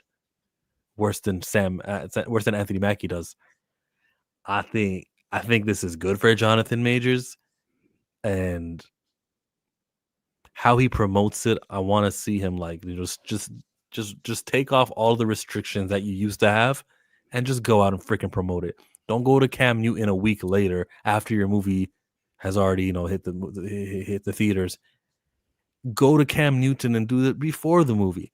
Do the promotion properly, and you'll realize just how little people care. I think the whole Dr. Umar Shannon Sharp Snow Bunny stuff, I think that's like to your favor. People are starting to see. I think it's to your favor. I'll leave it there. I don't want to get into too much craziness, but because if you guys want to see people go into craziness with it, go watch Dre Max stream from earlier today. But the whole Snow Bunny thing is in his favor now. Like he's kind of a poster boy for it. People should use Jonathan Majors in interview spaces, like for information for educational purposes. You saying he's a cautionary tale? He's a cautionary tale. Emmett Till is a cautionary tale. But Jonathan Majors is a living, breathing, the icon of snow bunny hunting and snow bunny hopping, not hunting. I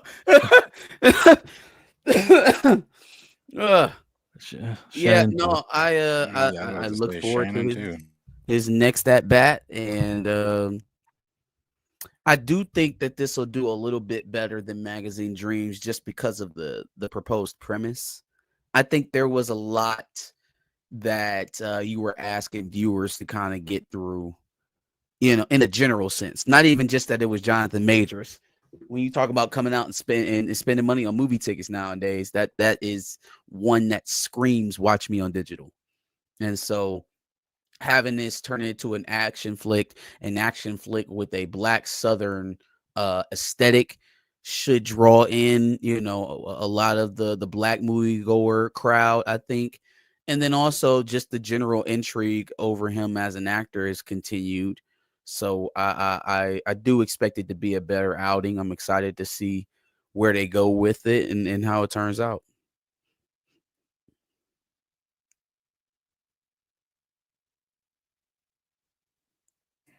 The plot has a special forces operative. Mm-hmm. It's not the best military, right? Yeah, I was about to say pro veteran. I think they'll tune into it. It's different.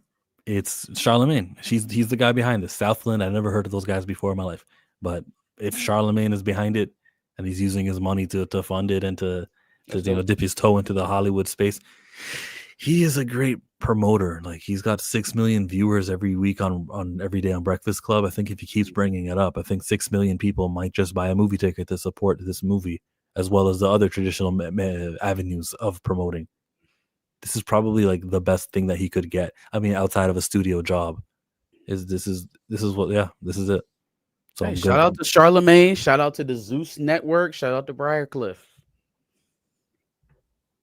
Yeah, for people who are not afraid. Yeah, for being bold.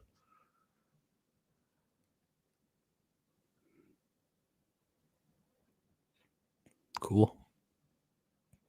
Is that a stream?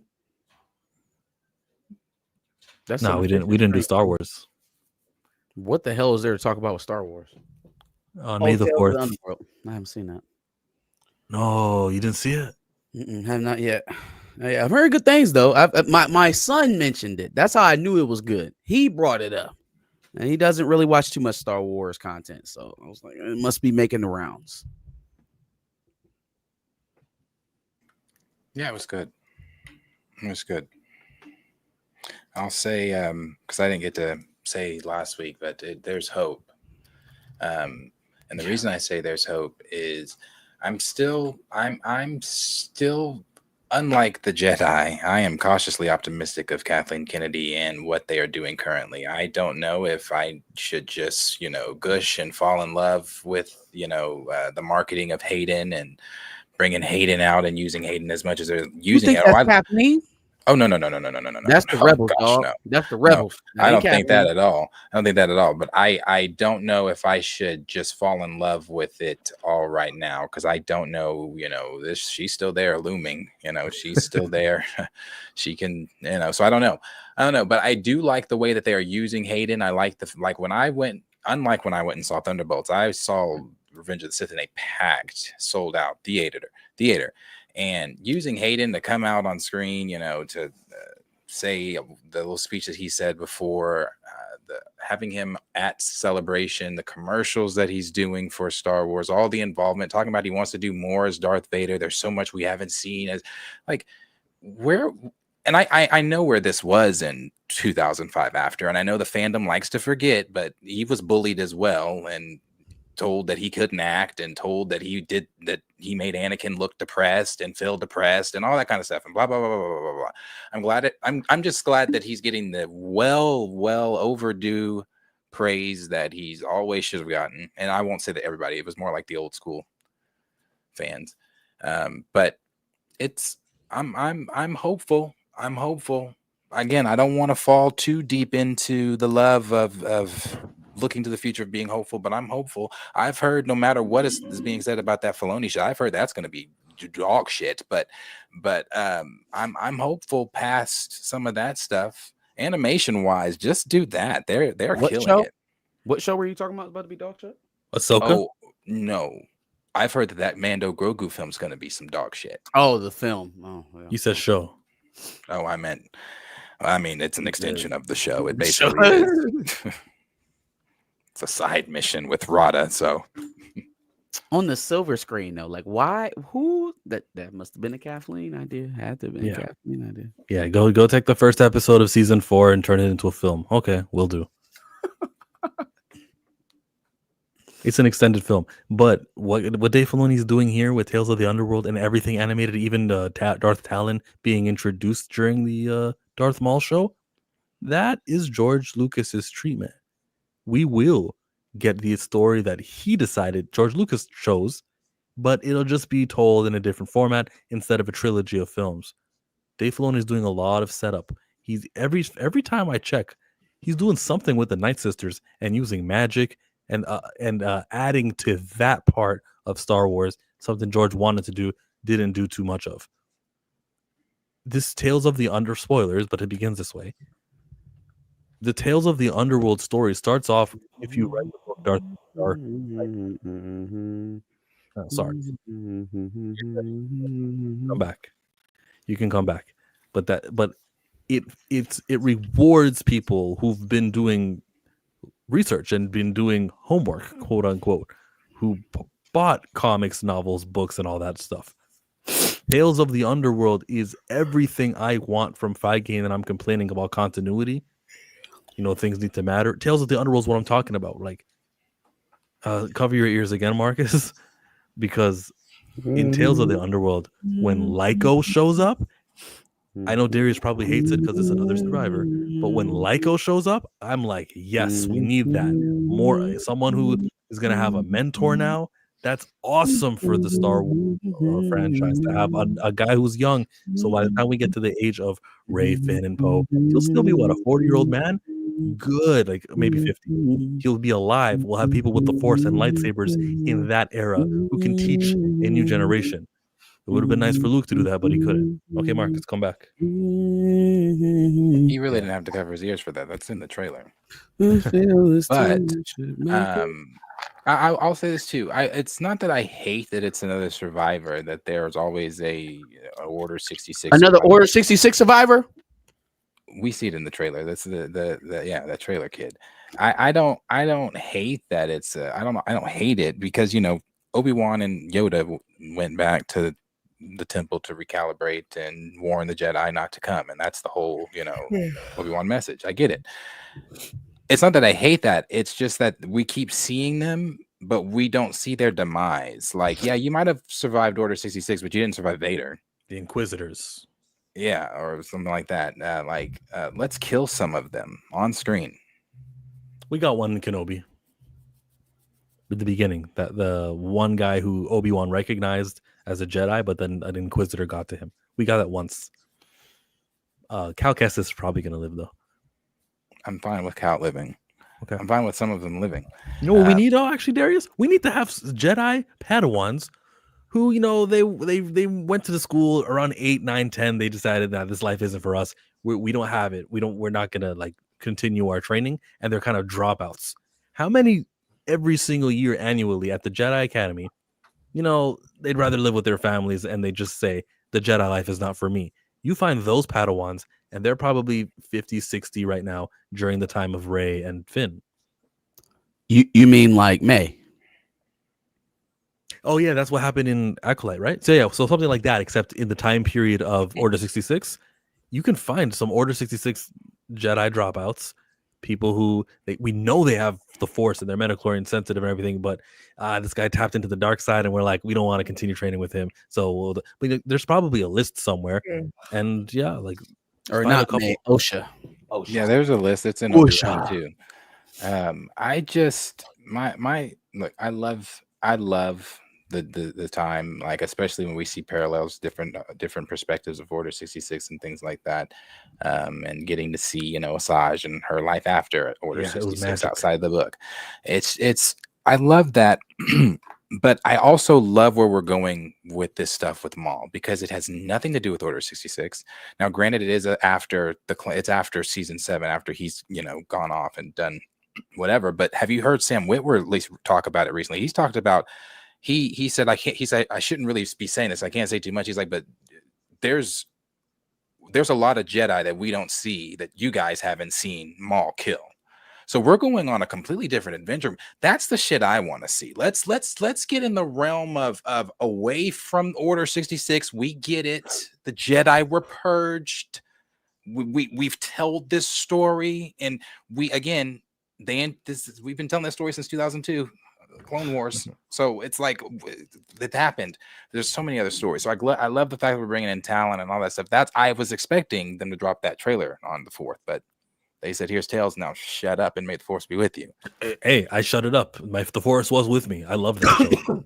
I love the parts with Asajj Ventress more than I liked the parts with Darth, or what is his name, Cad Bane.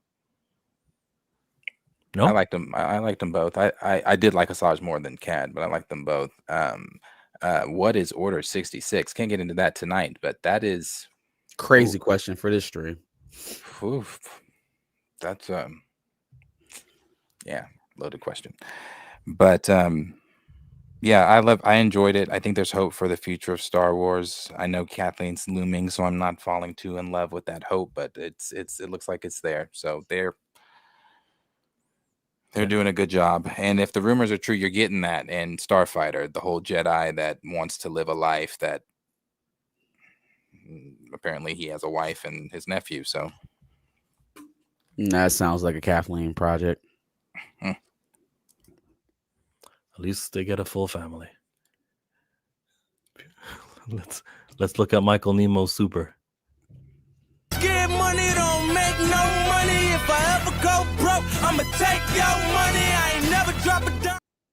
I saw it reported recently that for the first time ever recently, the character of Luke Skywalker appeared walking around Galaxy's Edge. They got a human actor to play a original trilogy character, and it's the first time ever now? Shouldn't this have happened in 2019 or 2020? Or when parks opened back up after the lockdowns? Why is now the time when a Luke Skywalker can be on Galaxy's Edge? I have no clue. My mind. I think it has something to do with the slight change in marketing that you've seen from Lucasfilm over the last 4 or 5 months, right? Like we've seen Hayden Christensen. We had Luke at Galaxy's Edge. I think that was something we mentioned in Behind the Cape a couple weeks ago. You've also gotten a lot of talk of Bryce Dallas Howard now actively having conversations with Dave Filoni about Mace Windu projects. This is not the Force is female. There's communications coming out of Lucasfilm that are telling you that they are fighting for something real in there and not just letting it all fall to Rey. So you also had Ian McDermott recently come out in an interview and say that he and them were, and I don't know if they still are, I think they were, I think it may be off the table, I don't know, working on a Plagueis story involving Palpatine and how all that played out. That's the shit that people want to see. That's what people want to see. When you're doing shit like Skeleton Crew and Acolyte and whatever, you're going to continue to get the results you're getting. But when you're doing like Tales of the Jedi and stuff like that, I didn't see it like trending or anything like that. But I had a good time with it. That's the Star Wars stuff I would like to see. So the stuff I would like to see is the Spoiler Kings, and they are live right now on their channel. You guys can go check them out and support them. Brian did his thing here reporting with the Static Shock news. So let's go ahead and give him viewership. Superhero Static Shock. Whoop, whoop. The link is in the chat already. Check him out. I'm Chill. Chillmonger out. Marcus back at the bus. Follow me. Come see us on Sundays for the live show. Aquarius. You can find us on Monday. We should be back live. Got everything fixed. Josh. Hey, I've been watching y'all every single time on Thursday and Friday because I swear to God, y'all switch up every now and then. But rock out. I'm fucking with it. I'm out. Thank you, Josh. Appreciate it. I know.